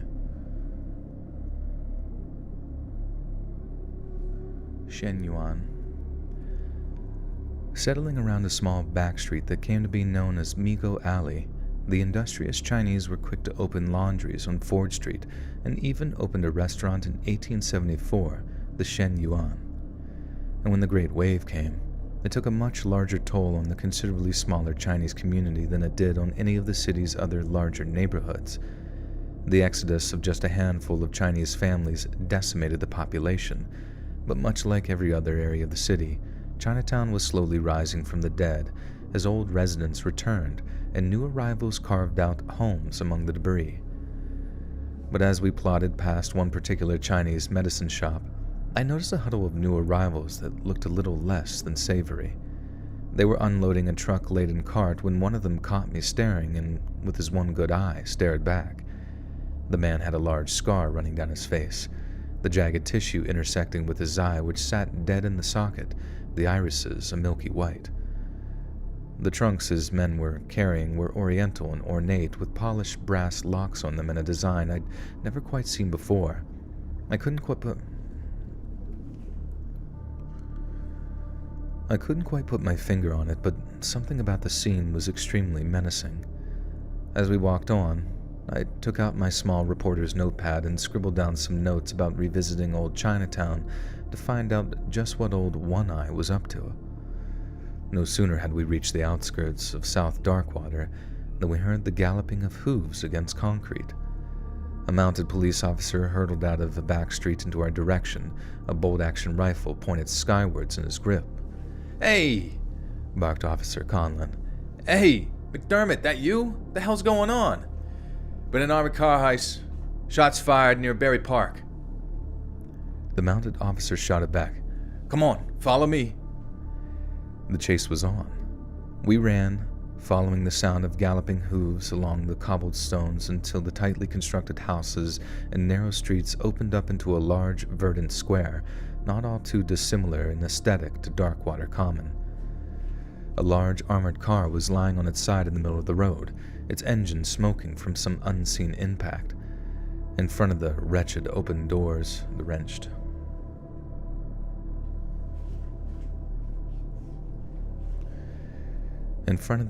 open doors of the rear compartment, 5 bodies were sprawled out on the cobblestones, their leaking lifeblood pooling together in one huge mass between them. "Jesus fucking Christ," murmured Officer Conlon, sounding more inconvenienced than shocked. Jessup didn't say a word, his face as white as a sheet, his wide, terrified eyes drank in the carnage before him. Squeamish bystanders screamed and shielded their eyes from the bloody scene as the more morbidly curious began to huddle together to observe. "I'll fetch the medics," the mounted McDermott squeaked, his face even more boyish than Jessup's. He must have been no older than 18. "Might be better off calling the coroner. These guys were butchered," Colin remarked, taking a knee and checking one of the men for vital signs. 4 of the bodies were adorned in the ragged, moth-eaten clothes of street urchins, but one of the men's attire was different, a brown uniform stained with his own fresh blood. Another man in a similar uniform lay slumped in the driver's seat, a dozen gunshot wounds to his torso and head. It's a goddamn massacre," Jessup. "Wait, what? Hey, I'm walking here. Or no, not that. Oh my god, this dude. It's. I'm trying to think, what the fuck did Jessup even sound like? It's a goddamn massacre. It's a goddamn massacre," gasped Jessup, still recoiling from the carnage. "Didn't go too good for him, that's for sure. Pretty sure all the money's still in the trunk. Fuck. Didn't go too good for him, that's for sure. Pretty sure all the money's still in the truck." Conlon gestured into the open compartment. Several large sacks of what I assumed were cash remained untouched. "What a goddamn waste," I remarked, a hand shielding my mouth and nose from the coppery smell of blood that filled the air. "Just a botched heist, huh, Owen?" Jessup asked his grizzled partner. "So it would seem, but something ain't right here. Like, how did our dead security guard kill 4 guys with just a 6-shooter? No empty shell casings around, so he didn't reload during the fight. So, who else shot the robbers?" "That's the question, ain't it, Billy boy? It wasn't the driver.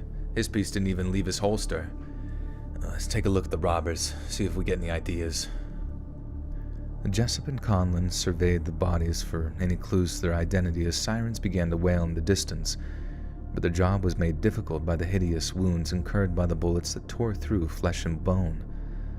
Some of the men's faces here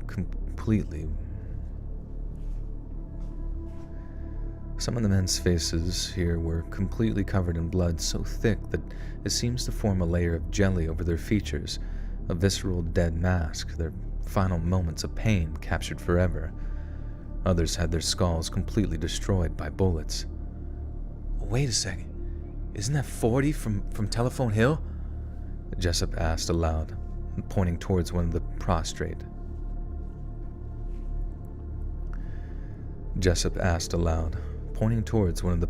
Ruffians. Yeah, I think it is.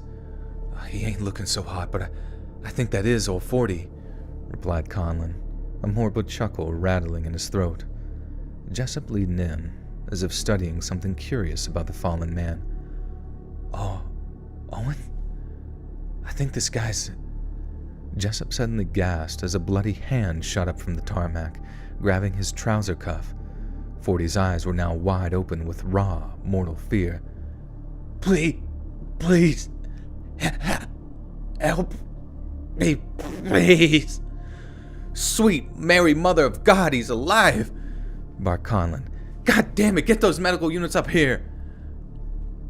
The sirens were louder now, the wagons drawing nearer by the second, until they burst from a side road and hurtled towards us. It's your goddamn lucky day, asshole, Conlon said, putting pressure on the man's wound to stem the bleeding while Jessup cleared his airway. You're not gonna die today. You're going to jail, but you ain't gonna die. Good as a deal as any, right? The wounded man was bundled into a waiting ambulance, but his prospects didn't look good. A short while later, in the secure ward of Darkwater General Hospital, I sat with Officers Jessup and Conlon, waiting while the doctors tried their hardest to save the life of a man who didn't necessarily deserve saving. After what seemed like hours, a wizened-looking doctor appears, his white coat flowing behind him as he entered the long, sterile white corridor. "What's up, Doc? What's the word?" Conlon asked in a bleakly cheerful tone. "Well, the patient's been stabilized, officer. He's groggy, but awake," the officer replied, wiping his glasses. What the fuck is wrong with me? You're tearing me apart, Jessup, the doctor replied, wiping his glasses on the fabric of his coat. Then we're good to question him? Come on, Jessup. I don't think he's quite ready for that, officer. If you give it a couple of more hours, you... Listen, Doc, Conlon interrupted. We got 5 bodies in the morgue, and that son of a bitch knows who put him there. If he's awake, we're questioning him, and that's the last word on the matter, you got it? Excuse me, officer. I have never spoken... Excuse me, officer. I had never been spoken to in such a manner in all my residency here. Please, doctor, just a few minutes. Oh. Please, doctor, just a few minutes. We'll be out of here after that, I swear to you, Jessup pleaded. Well, all right then. But I'd like you to know that this is highly irregular. The patient needs his bed rest. Suspect, Doc, Conlon corrected. Besides, he's lucky he got a bed to sleep in. His buddy's got to make do with graves. There was only one occupied bed in the secure ward of Darkwater General. In it lay a pale, weakened-looking man, with one wrist handcuffed to his bed's steel railing, even though...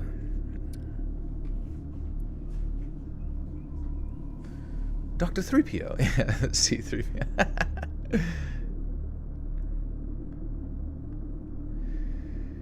Even through the oxygen mask, we could hear his weakened breathing from across the room. He truly was in a wretched state. Regardless of the man's criminality, his condition drew a great deal of sympathy, at least from Jessup and I. Hey, rise and shine, fuckhead, Officer Conlon yelled, a contemptuous look in his eyes as he banged on an empty steel bedpan. You got some explaining to do. The wounded 40 groaned, coughing weakly as he stirred from his chemical slumber. His eyes opened slightly, just a crack to let in the harsh light of day. But as soon as he saw the dark blue uniforms of the DPD, they closed again. It's 40, isn't it? It's 40, isn't it? Jessup asked, his gentle tone at odds with Shit, my voice is starting to go.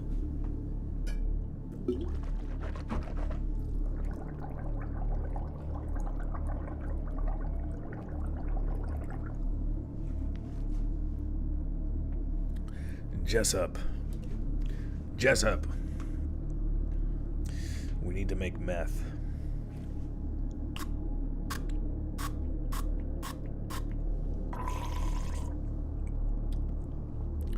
I know it's having this story, but I'm loving the dialogue. From the UK. Hello, Rebon. I've been streaming for a bit. Actually, after that spray, my throat feels pretty good.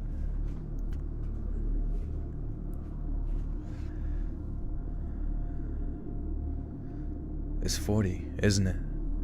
Jessup asked, his gentle tone at odds with Conlon's. We're not here to arrest you, sir. All we want is to find out who hurt you, so we can stop them hurting anyone else. I don't know nothing, officer. I don't know what voice do I do for this? I don't know. I don't know nothing, officer, came the breathy reply from the bedridden man. Ain't that the truth? Laughed Conlon. But we ain't here to discuss that empty fucking head of yours. We want to know who shot you. I mean, I might shake the guy's hand before I throw the cuffs on him, but that's another story. The wounded 40 shot him a vicious look, a flash of his criminal nature penetrating his veneer of victimhood. You normally run with the Telephone Hill gang, right, 40? You normally run with the Telephone Hill gang, right, 40? Asked Jessup. That's Joey White's crew. Was it him that put you up this job? 40 remained silent, but the nervous twitching of his eyes spoke volumes. Joseph White was one of the most feared criminals in all of Darkwater, leader of the Telephone Hill gang. His brutal demeanor, icy blue eyes, and snow-white hair made him one of the most distinguishable and intimidating motherfucker. Hey, David Little Rosa with the 1. Thank you.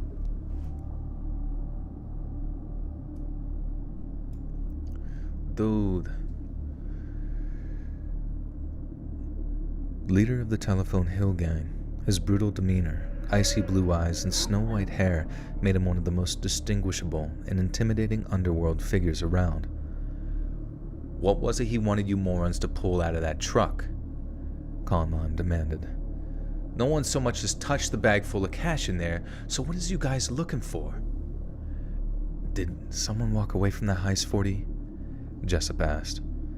At that, 40 began to breathe heavily, a raw terror in his eyes as his memories slowly returned to him.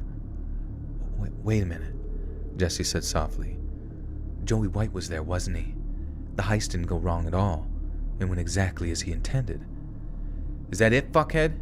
Did your dickhead boss try to off you? Conlon probed. Why would he do that? Enlighten us, please. There was enough cash to go around, so what in the armored car was so special that he wanted to silence his own fucking crew? He's gone crazy, all right? Joey's gone fucking nuts off the rails. 40 cried out, his voice strained from the agony of his wounds. So it was Joey who shot you? Jessup exclaimed. But why?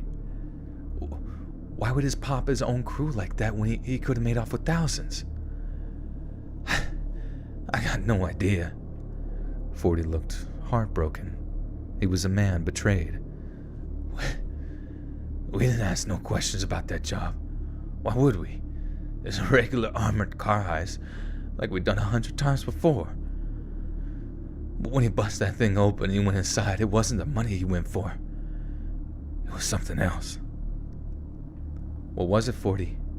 We need to know. I can't tell who's asking that question, motherfucker. What was it, 40? We need to know what Joey was after so we can get him off the streets before he drops more bodies.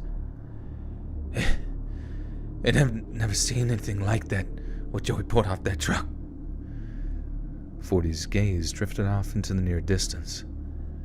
Like some kind of music box. Only wasn't no music box. Joey was acting wicked strange for a while before the heist. He meeting with some guy in a fancy suit about the job. But seeing that thing just sent him over the edge. This guy in the fancy suit, any clues to who he was? Asked Jessup. Not a clue, but I did catch his accent. He sounded like one of them upper-class Rhode Island types, you know? The old money. And the box, can you describe it for me? I barely got a look at the thing, but it was old, real old. The kind of thing you expect to see in a museum or something. It looked expensive, priceless even, but the way Joey looked at that thing when he pulled it out of the van. Joey shook his head, haunted by the things he'd seen that day. 40, please, help us get the guy who tried to kill you. It might help a guy like you have a favor to call in with the department. It might help a guy like you to have a favor to call in with the department. Look, I ain't no snitch, but you know as well as I do that the first place to look is Joey's bar and Telephone Hill. Not good, 40. Conlon groaned. That didn't sound right. Not good enough, 40. Conlon growled. Not good enough, 40. Conlon growled. We ain't waiting for these empty beds next to you to fill up. We want them off the streets now. I mean, it'd be a real shame if your operation scars split open. Alrighty.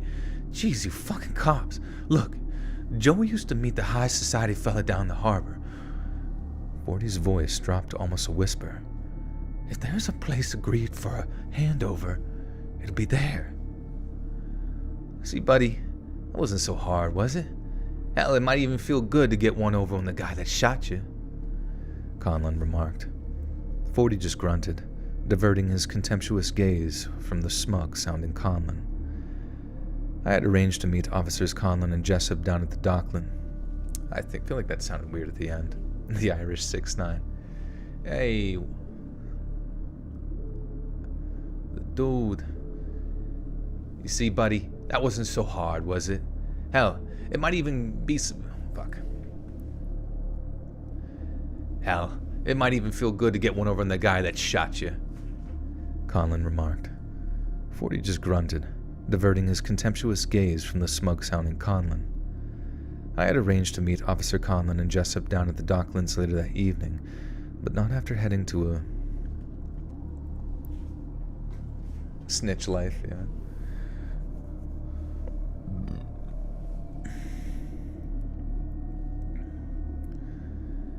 But not fuck me, God. I had arranged to meet Officers Conlon and Jessup down at the Docklands later that evening, but not after heading down to a small... But not after... Wouldn't it be not before heading... Oh, I say not till after. But not till after heading down to a small diner near my apartment to fuel up for what would undoubtedly be another late night. But when the bowl of Irish stew found itself in front of me, I found myself unable to eat it. I had faced danger before, yes, but nothing quite as palpable as the threat that Joey White presented. There was a kind of eldritch order to things in Darkwater now, but Joey White was a force.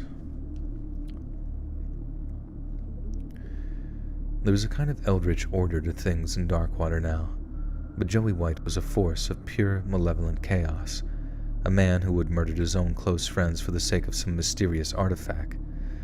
I'm not afraid to admit, dear readers, I was terrified. And when I arrived at the Dockland meeting point that I had arranged to meet Conlon and Jessup at, the place was deserted.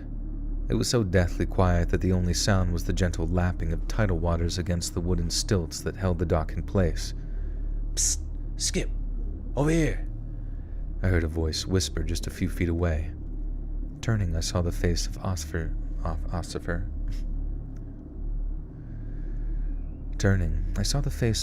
Jessup emerge from behind a stack of barrels before disappearing again. It turned out the officers had secured quite the little stack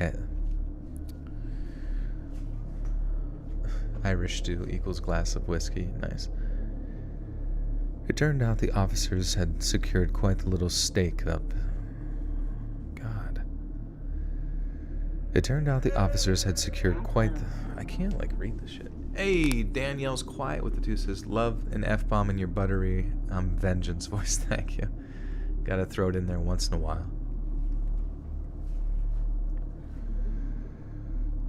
It turned out the officers had secured quite the little stakeout position, completely concealed yet still with a plain view of the warehouse we were expecting Joseph White to arrive at. But the operation was by no means simple. And after 2 hours or so of eventless waiting, I was starting to grow impatient.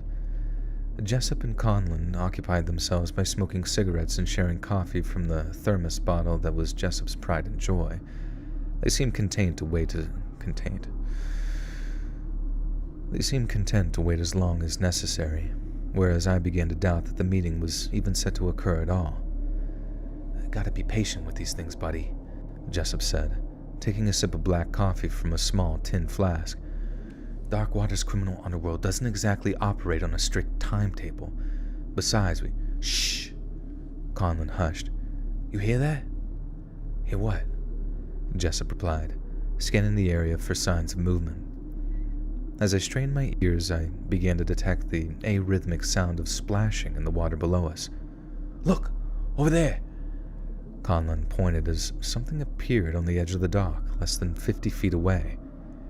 It was a hand, or rather, it was a sick imitation.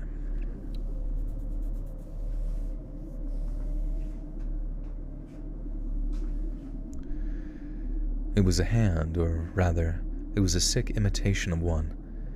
The protuberance... Jesus fucking Christ. It was a hand, or rather, it was a sick imitation of one. This protuberance was a sickly gray color, twisted and deformed. There was a rush of water as the thing that the hand was attached to pulled itself from the water.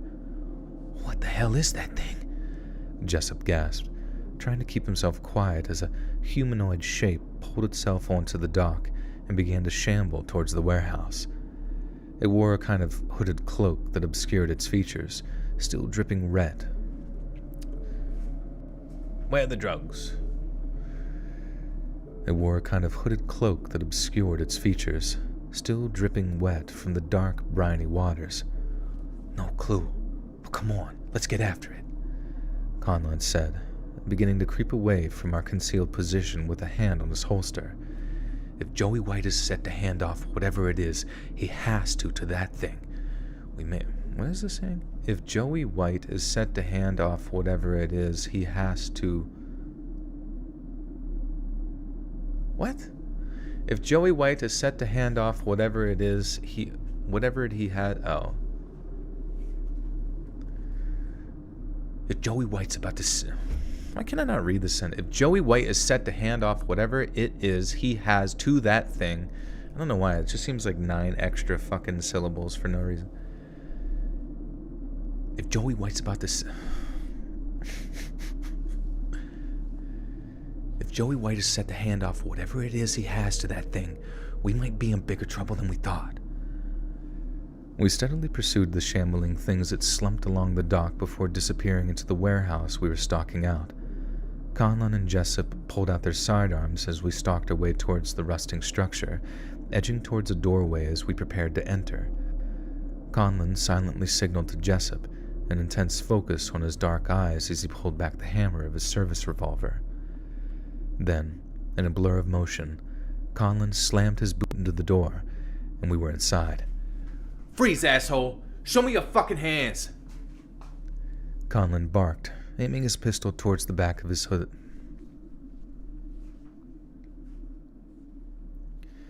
Conlon barked, aiming his pistol toward the back of the hooded figure. Conlon barked, aiming his pistol towards the back of the hooded figure. For a few moments, the thing seemed to comply, raising its arms into the air, this only eliciting a collective gasp of horror from the 3 of us. One of his hands was the same deformed gray mass we saw clumped to the wooden dock, but the other was something in the... Oh my god, my brain is fucking fried. Hey, overprotected 11111 with a 5. Try again. Try again. Thank you for the 5. Appreciate you.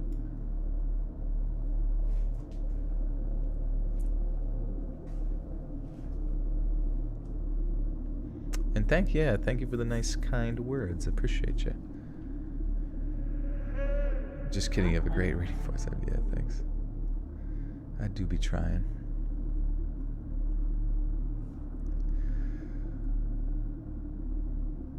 One of its hands was the same deformed gray mass we saw clumped to the wooden dock, but the other was something else entirely.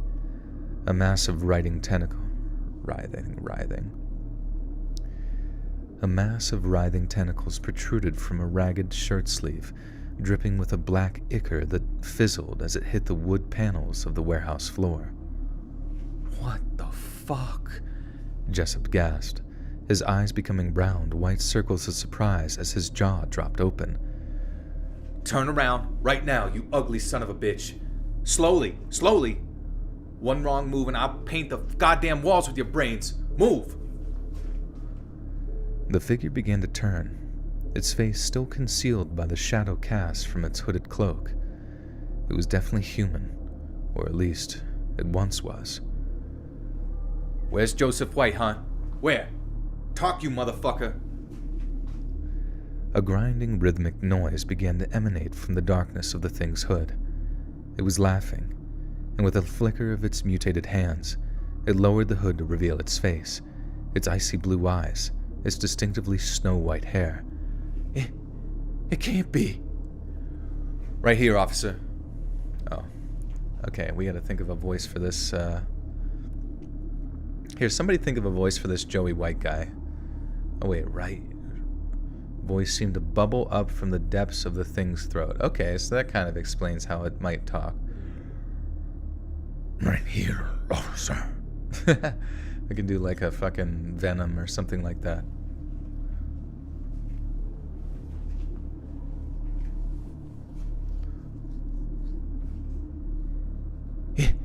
It can't be. Jessup exclaimed. Right here, officer. Joey White's voice seemed to bubble up from the depths of the thing's throat. You got something that you don't belong.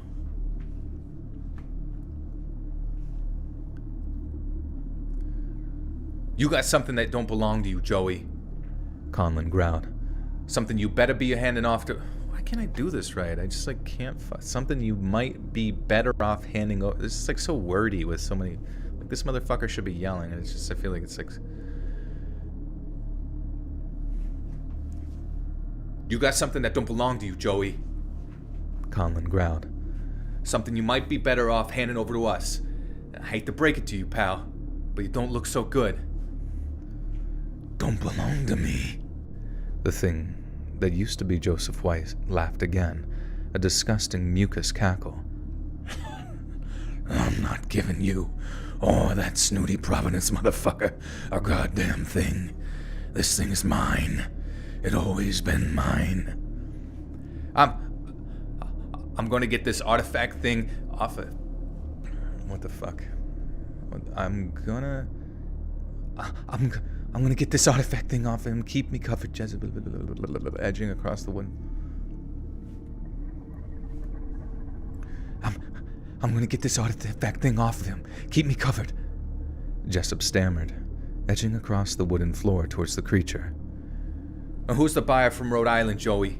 You care to share the details of your business with us? Conlon asked. No more questions, the thing growled, before suddenly launching an attack on the approaching Jessup. With one powerful swipe of its tentacled limb, it sent him flying across the warehouse before crashing down into a stack of boxes with a sickening crunch. Conlon began emptying his revolver into the cloaked figure, each muzzle flash lighting up the darkness as round after round slammed into Joey White. Yet they did nothing. White shrugged off each bullet with little more than a grimace as the black ichor that dripped from its tentacles began to seep from open wounds. I ran for cover as White set upon the fallen Jessup, quickly overpowering him as they fell to the ground, a mortal struggle commencing before my very eyes. Conlon wrestled with his sidearm, trying to reload it.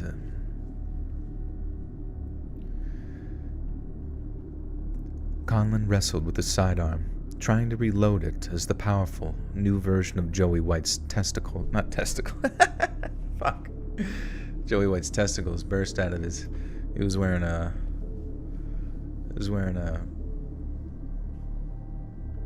trench coat. Flashed him.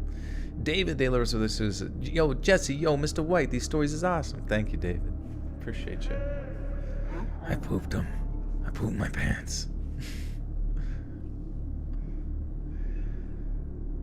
Conlon wrestled with his sidearm, trying to reload it as the powerful, new version of Joey White's tentacles. Why the fuck do I keep one?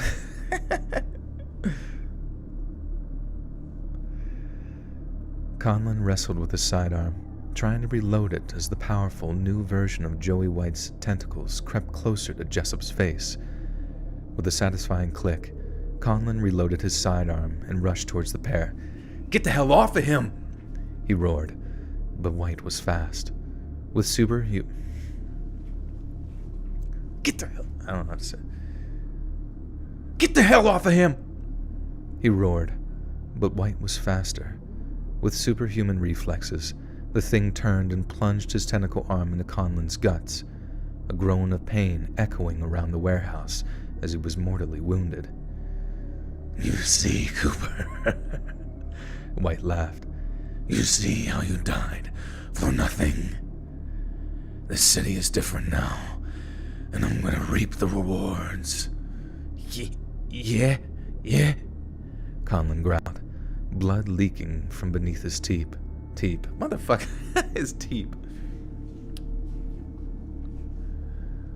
Conlon growled, blood leaking from beneath his teeth. Reap this, you fucking mook. With that, wait, is mook a slur? I can't say a slur on a YouTube video. God damn it. Let me look it up. Sorry, guys. Urban Dictionary. Oh, what is? Let me just mook. Amid a foolish, insignificant, or contemptible person. Just making sure that that's not a bad word. A disagreeable or incompetent person, a manipulated...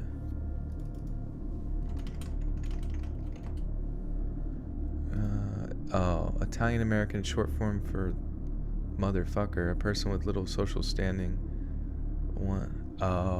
Okay, so that was a bad word to say. Jesus Christ. Sorry, guys. Alright. We'll chastise that author later with a little spanking.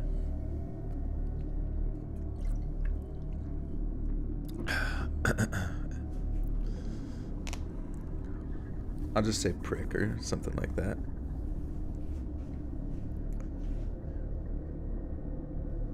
Reap this, you fucking prick. With that, Conlon raised the loaded .38, held the barrel to White's temple, then emptied all 6 bullets into the thing's head. Bullet after bullet ripped into its deformed skull, tearing away pieces of bone and spraying the black ichor all over nearby wooden boxes. Bullets alone may not have been enough to fell White, but the total and utter destruction of the thing's cranium was enough to kill it. Both men fell to the floor with a thud. Jesus Christ, Owen! Jessup cried out. Scrambling across the floor to his fallen partner, Conlon was coughing and wheezing, red staining his lips as his grotesque stomach wound caused blood to pool around him. You're gonna be fine, buddy. Just keep pressure on it. You're gonna marry that girl of yours. Just hold on for me. And I'm finished. Look at me. Color drained from Conlon's face as he struggled to speak. You do me a favor. You look after that wife of yours. Joey White was right. The city has changed. And that woman's gonna need you to be strong for her. Just as she's strong for you. Don't say this stuff, buddy. You're gonna be fine. Just stay awake. Oh, please just stay awake. Tears formed in Jessup's eyes as his voice grew shaky. He turned to me, his face a mask of rage and grief. Don't just stand there. Go get someone. Get a goddamn ambulance, for Christ's sake. With that, I ran, springing into the night in the hopes I'd run into someone that could help. I ran until my lungs burned and my feet felt cut to ribbons from the old leather shoes, but I found no one. Nowadays, the streets of Darkwater are almost entirely deserted at night, and for a damn good reason. I broke down, falling to my knees, knowing that Jessup would be grieving the fallen Conlon, that surely I was too late. And to my regret,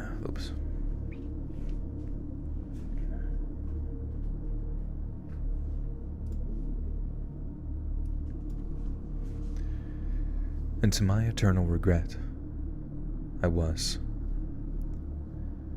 A week later, under the same kind of steel-gray rain clouds that made it feel as if the city itself was mourning, I attended the funeral of Officer Owen Conlon.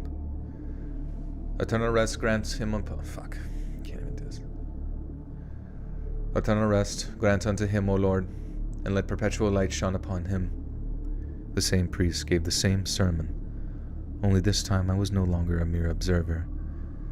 May his soul and the souls of all the faithful departed, through the mercy of God, rest in peace. Amen. Once again the crack of rifles was heard, cutting through the wailing bagpipes of the Gaelic column of pipe and drum, resplendent in their kilts and tam o'shanters. Tam o'shant? I gotta look this up.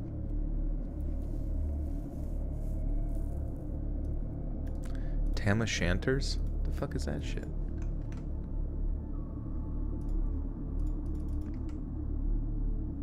Tam o'shanter.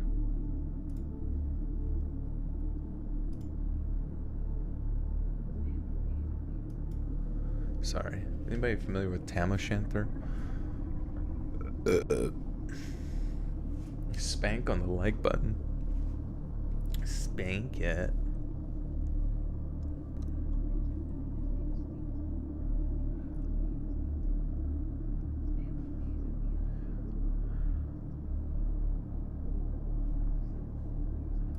It's a hat. Is that, am I saying it right? Tam o'shanter. Tam o'shanter. Bag alert. Major bag alert. Tam o'shanter alert. Once again, the crack of rifles was heard, cutting through the wailing bagpipes of the Gaelic column of pipe and drum, resplendent in their kilts and tam o'shanters. As Officer Conlon's casket was lowered into the earth, the pipers blow the tune of Going Home, while drummers rattle out a steady, droning rhythm. And although there is no one to sing them, the lyrics are on the tips of everyone's tongue. I'm going home. It's not far, just close by. Through an open door. Work all done, care laid by. Never fear no more. Mothers, they're expecting me. Fathers waiting too. Lots of faces gathered there.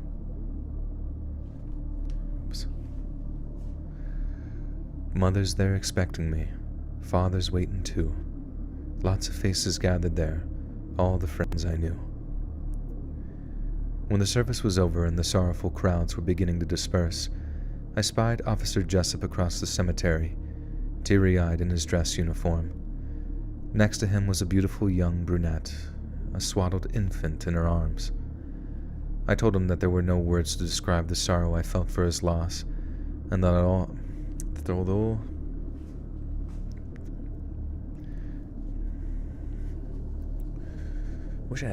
wish I just had like 2 dice I could just throw, and every time I threw them, I could, if I got snake eyes, I just had to skip the story.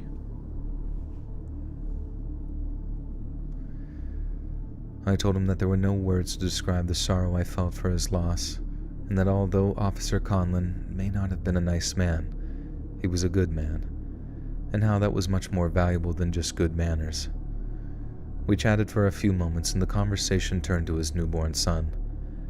I asked Jessup's wife, Teresa, what they had decided to name the child. The only name that seemed fit, she replied with a smile. Owen. Although the body of Joey White was taken into custody of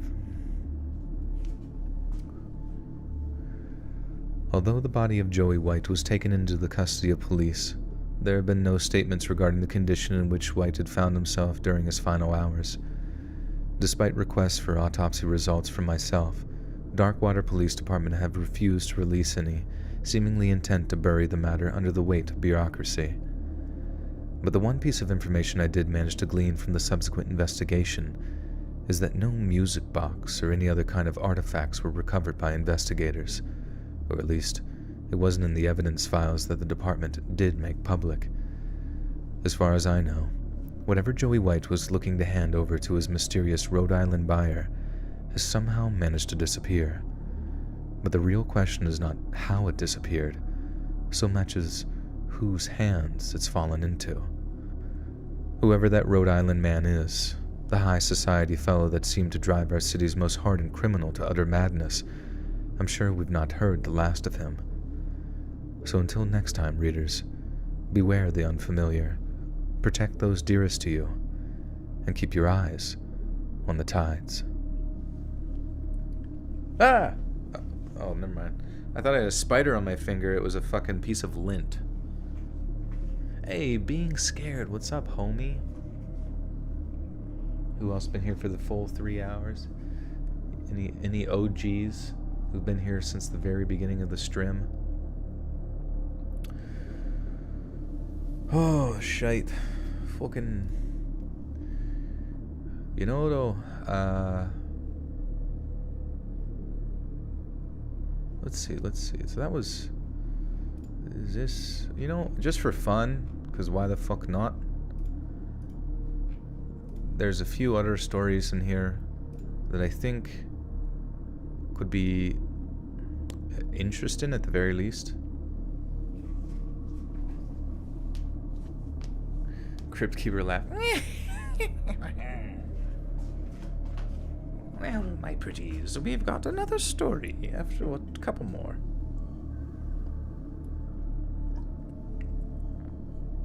You were late, Meg. Oh my god.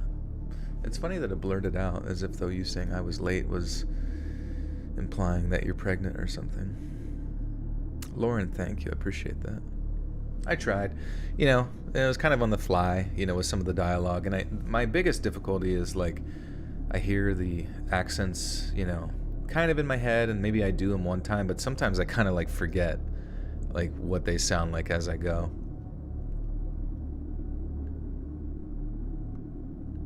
Yeah, these last couple stories are only like a few pages each, so it shouldn't take too terribly long.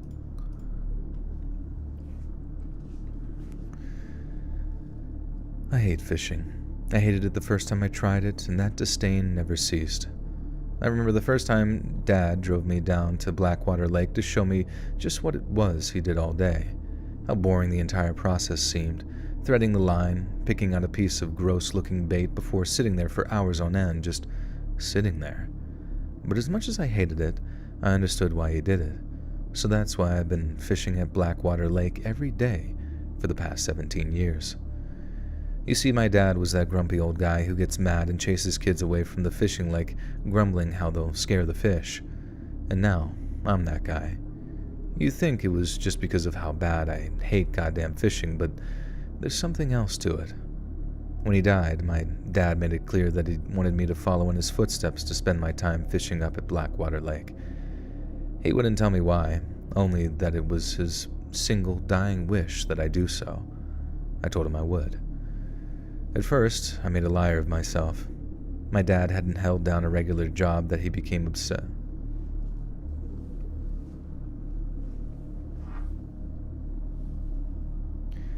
At first, I made a liar of myself. My dad hadn't held down a regular job. He became obsessed with fishing. Growing tired of the financial burden, my mom filed for a divorce not long after. I had no intention of making a hermit of myself like he did, sitting up at that goddamn lake every day and just watching my life slip away from me. So I didn't go. I tossed my dad's old fishing gear into a closet and forgot about it. I told myself it was too soon, that it would be too painful to go back to that old lake so soon after his death. But it was just an excuse, anything to avoid fishing. But then something started happening in our small Rhode Island town. Little Hannah Phillips didn't come home one night. Police began a statewide search. Hannah's mom gave a teary-eyed plea on live TV for Hannah to come home, but she didn't. Her body has never been found. It rocked our community. We had never experienced anything like it, the most scandalous criminal acts being the odd DUI in a pot farm the cops busted a few years back. But then it happened again.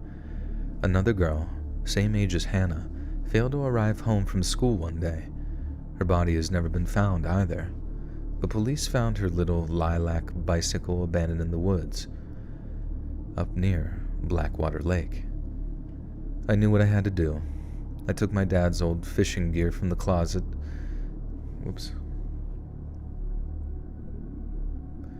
I took my dad's old fishing gear from the closet, loaded it into my car, and set off. Packed inside the canvas bag containing the rods and tackle was a small notebook. Inside, scrawled in the small, jagged handwriting that I recognized as Dad's, were instructions. 1. Use big chunks of raw, red meat, just like I showed you when you were a kid. I had packed a whole bunch of beef shin, big bloody cuts of it in the cooler loaded into my trunk.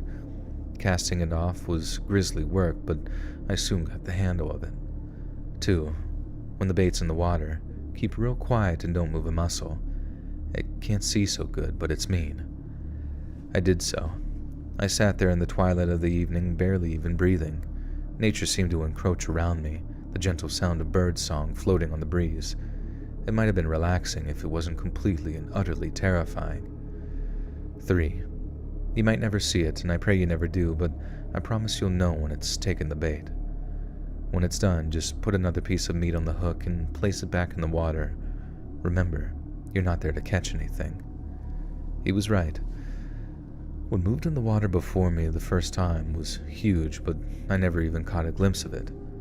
A deep, murky waters are how Blackwater got its name. It's the deep. Lynn with the 2 says, would we be able to read Mansion's Mirror sent by email? I don't think so, just because it's kind of pushing it with this like bonus content tonight, and we're already almost going on 4 hours here. So I'm probably just gonna, I do appreciate your donating, and maybe one day we'll be able to get to it. I just feel bad because we just got a lot more stuff to get through, and we've been going for a while.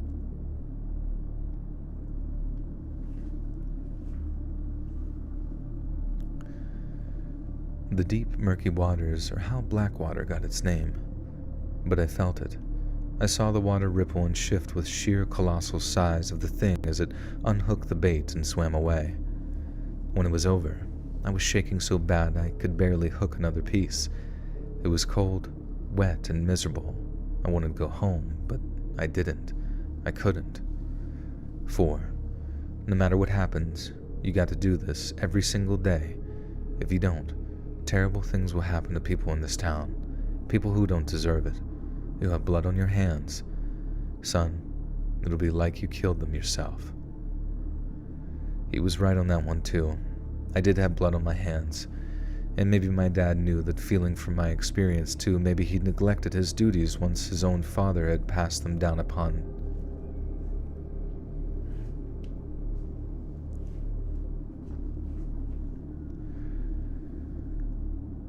He was right on that one too. I did have blood on my hands. And maybe Dad knew that feeling from my experience too. Maybe he'd neglected his duties once his own father had passed them down unto death. What is this sentence? I don't know why it's so confusing. Balana, thank you. Appreciate you. You're gaming. What game are you playing? He was right on that. He was right on that one too. I did have blood on my hands. Maybe my dad knew that feeling. Maybe my dad knew that feeling from experience too. Maybe he'd. Okay. He was right on that one too. I did have blood on my hands. Maybe my dad knew that feeling from experience too. Maybe he'd neglected his duties once his own father had passed them down upon death. I hate fishing, but I understand why I have to do it every day. I keep this town's deepest, darkest secret from ever seeing the light of day, just as my dad, grandpa, and great-grandpa have done. So I'm almost glad whenever people ask after me where...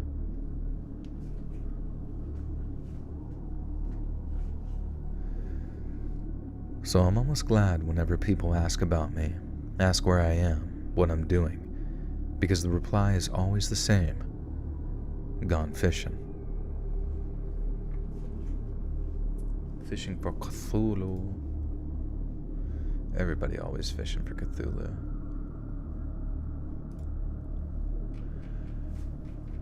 All right.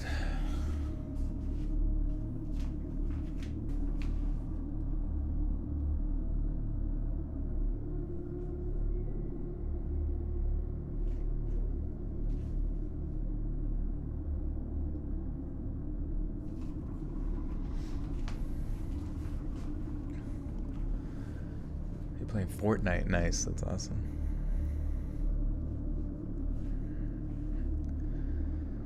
I've had an interest in cryptozoology for many years now.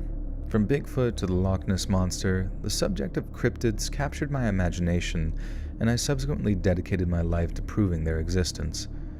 Recently, I went on a trip to Wales in the UK in search of what is known as the Afanct, a lake monster of Welsh mythology, reported to be a kind of crocodile-beaver hybrid. It's said to prey upon anyone foolish enough to fall into or swim in its waters. Bemused but friendly locals directed me to Llyn yr Afanct, a lake near the village Betews. What the fuck is this language?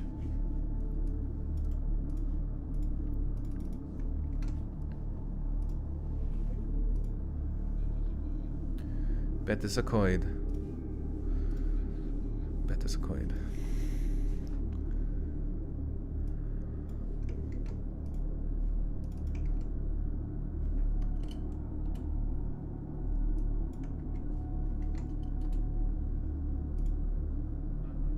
Avank. Oh, I see. I said it completely wrong. Llyn yr Afanc.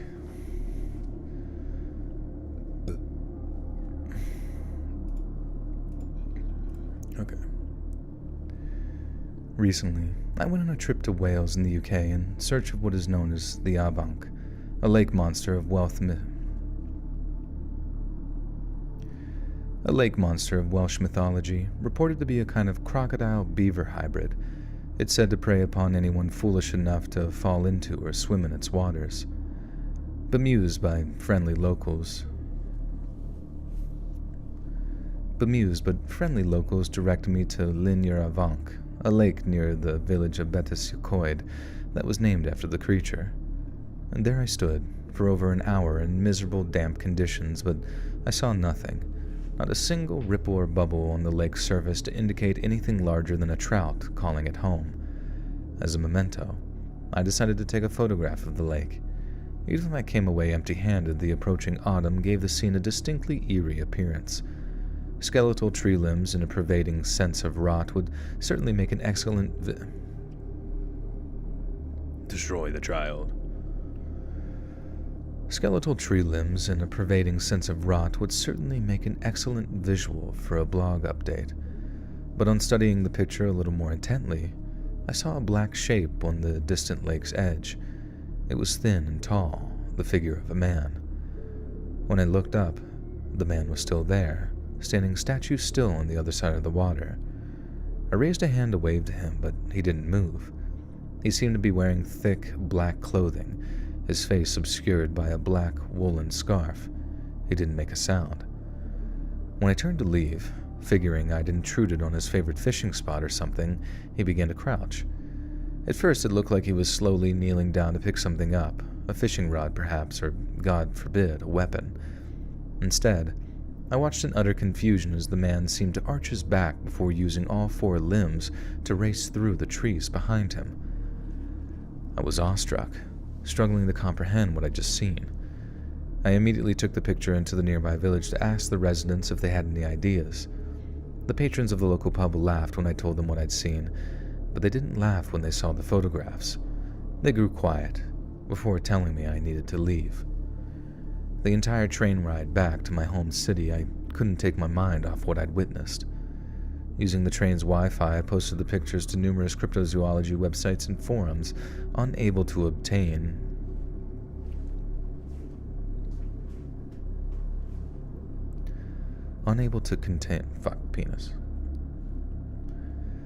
Using the train's Wi-Fi, I posted the pictures to numerous cryptozoology websites and forums, unable to contain my excitement once several users confirmed that they'd never seen or heard of anything like it. Another user posted something morbidly fascinating concerning 3 missing children that had disappeared while playing near the lake, stating that it was possible this newly discovered creature could be responsible. The same user joked that he hoped the thing didn't see me photographing it, but I didn't find the comment particularly amusing. I spent the remainder of the day researching what I'd seen, but I couldn't find anything. Nowhere was there any mention of the black shape that ran on all fours. I stayed at my computer late into the evening. Long after sunset, my dog began to bark. I could hear her scratching at the front door with her paws, yelping wildly. When I went downstairs, I found that she'd urinated on the carpet, something entirely out of character for her. Once I cleaned up after her, she refused to sleep in her doggy bed downstairs, insisting on sleeping at the foot of my bed. Call it a hunch, but I called in an anonymous tip to North Wales Police, telling them to search near Llyn yr Ifanc for the missing children. If nothing came of it, then fine, but something did come of it. The next morning I woke up to the news that an anonymous tip, mine, had led police to a discovery of human remains in the woods near the lake. Police later held a press conference in which the bones were confirmed to be those of a child. That night, my dog began to make those same terrified yelping noises. Again, she peed on the rug, something I thought I'd trained out of her years ago. However, it is not unusual for a dog to urinate uncontrollably when it detects a large predator in the area, which would explain what it saw when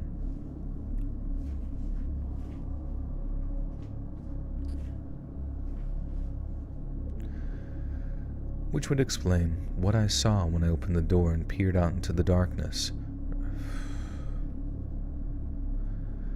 However, it is not unusual for a dog to urinate uncontrollably when it detects a larger predator in the area, which would explain what I saw when I opened the door and peered outside into the dark, rainy night. On the doorstep beneath me was a single tuft of thick, spidery black hair. I can't believe I'm typing this, but I think I found a new type of cryptid. But that's not the thing that scares me. What has me so terrified that I can barely eat or sleep is that I think it's gone and found me, too.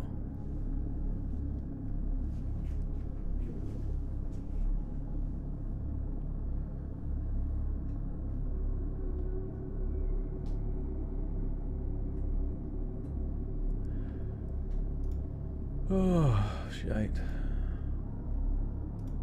All right. We're almost there.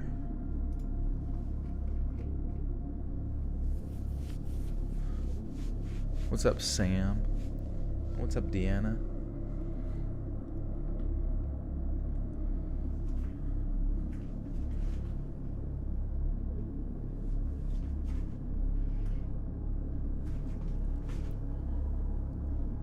The Spooky Cryptids.com.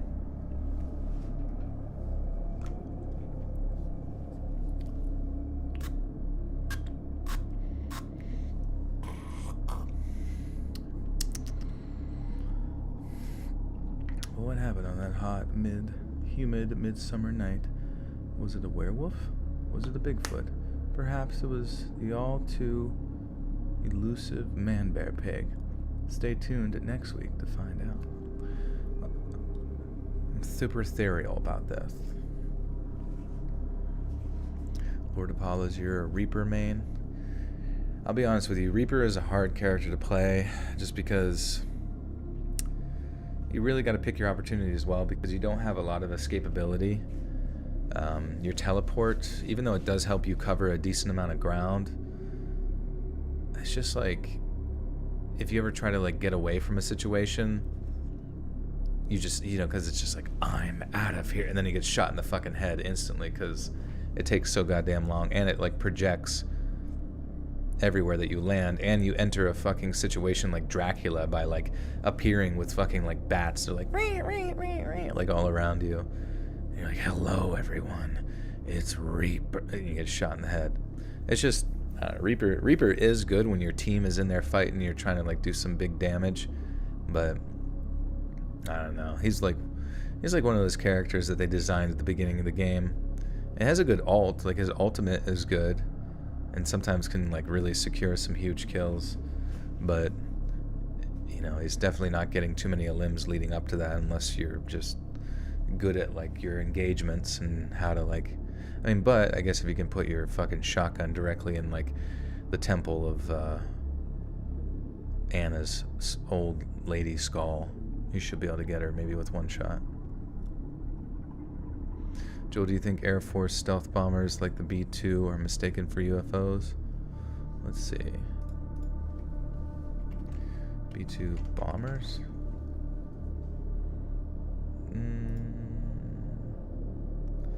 I don't know. I don't know about these, because those are pretty recognizable. I've seen them only a handful of times, but I remember they were really cool looking. I don't see them too much anymore. Do they still make them, or just like not really have them in commission?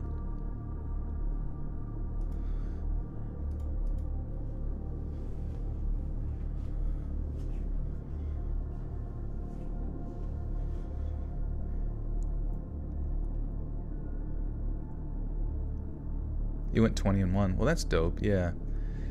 Yeah, I'm sure there's a ton of like guides and stuff on YouTube though, like how to play Reaper and Overwatch 2 and shit. Like, and honestly, those guides do really help. Or you can find like a streamer who like solely plays Reaper and just like watch him and all of the little silly techniques he does. It does make a huge difference instead of just like trying to figure it out blind. Me and my twin brother James are home alone today. But it's okay, because Dad will be back soon. Since we're home alone, we've been able to do anything we want. We've eaten ice cream straight from the tub, we built a pillow fort, we even put a bow tie on our dog, Skip. He looks so funny. But not long ago, a strange man knocked at our door. He asked if any grown-ups were around. I said no, but that Dad would be back soon. He said this was fine, that he could wait outside. The strange man makes James nervous.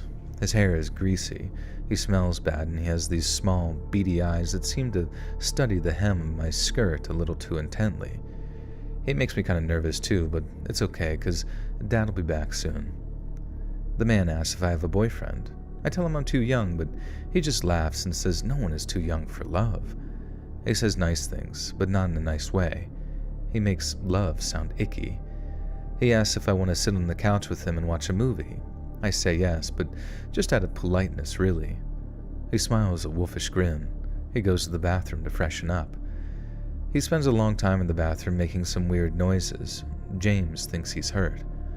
We wait outside the bathroom for the man with our dog Skip, but when the man finishes, leaves the bathroom and lays eyes on Skip, the blissful look leaves his eyes. Skip has always been an unusual pet. He doesn't have fur like other dogs, and those extra legs that Dad calls a blessing seems to upset the man. He makes so much noise. Skip starts barking in his own special way, but this only makes the man worse. He goes white as a sheet, collapsing back into the bathroom while as he screams. He goes white as a sheet, collapsing back into the bathroom as he screams. He got so hysterical that he even tried to hurt himself with Dad's razor. James had to hit him over the head with one of Dad's tools to get him to be quiet. It sure is troublesome being home alone at our age, but it's okay, because Dad will be back soon. Now the strange man is in our basement. We use the tubes and needles just like Dad showed us, hooking the strange man up to Mom.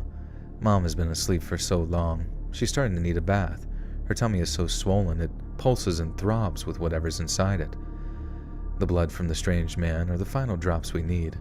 Mom's belly surges, a deep rumbling all through our house. Mom's tummy begins to split, dark tendrils creeping from the open flesh.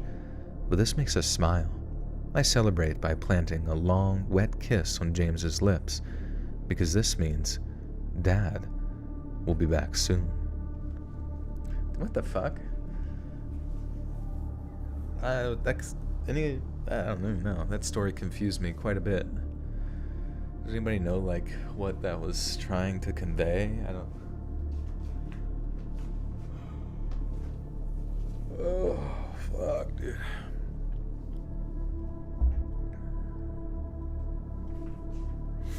How is anyone trying to pass this off as real? No, this is, these last stories that I wrote were, or not that I wrote, but that I read, were from, the bonus content.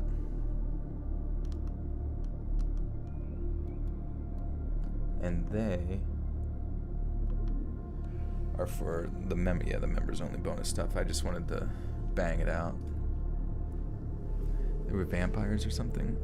The story was weird. Cast in the fire. Isla there. Lucky damn, what's up, homie? Good to see ya. Well, guys, I appreciate you being here. We went for about 4 hours and got quite a bit done. We got tomorrow's video with the British gang stories and the bonus content. I'll be sure to get that up. And for anybody that doesn't know, when you become a member by clicking the join button, you get bonus content. It's also available for people over on Patreon as well for the $5 tier.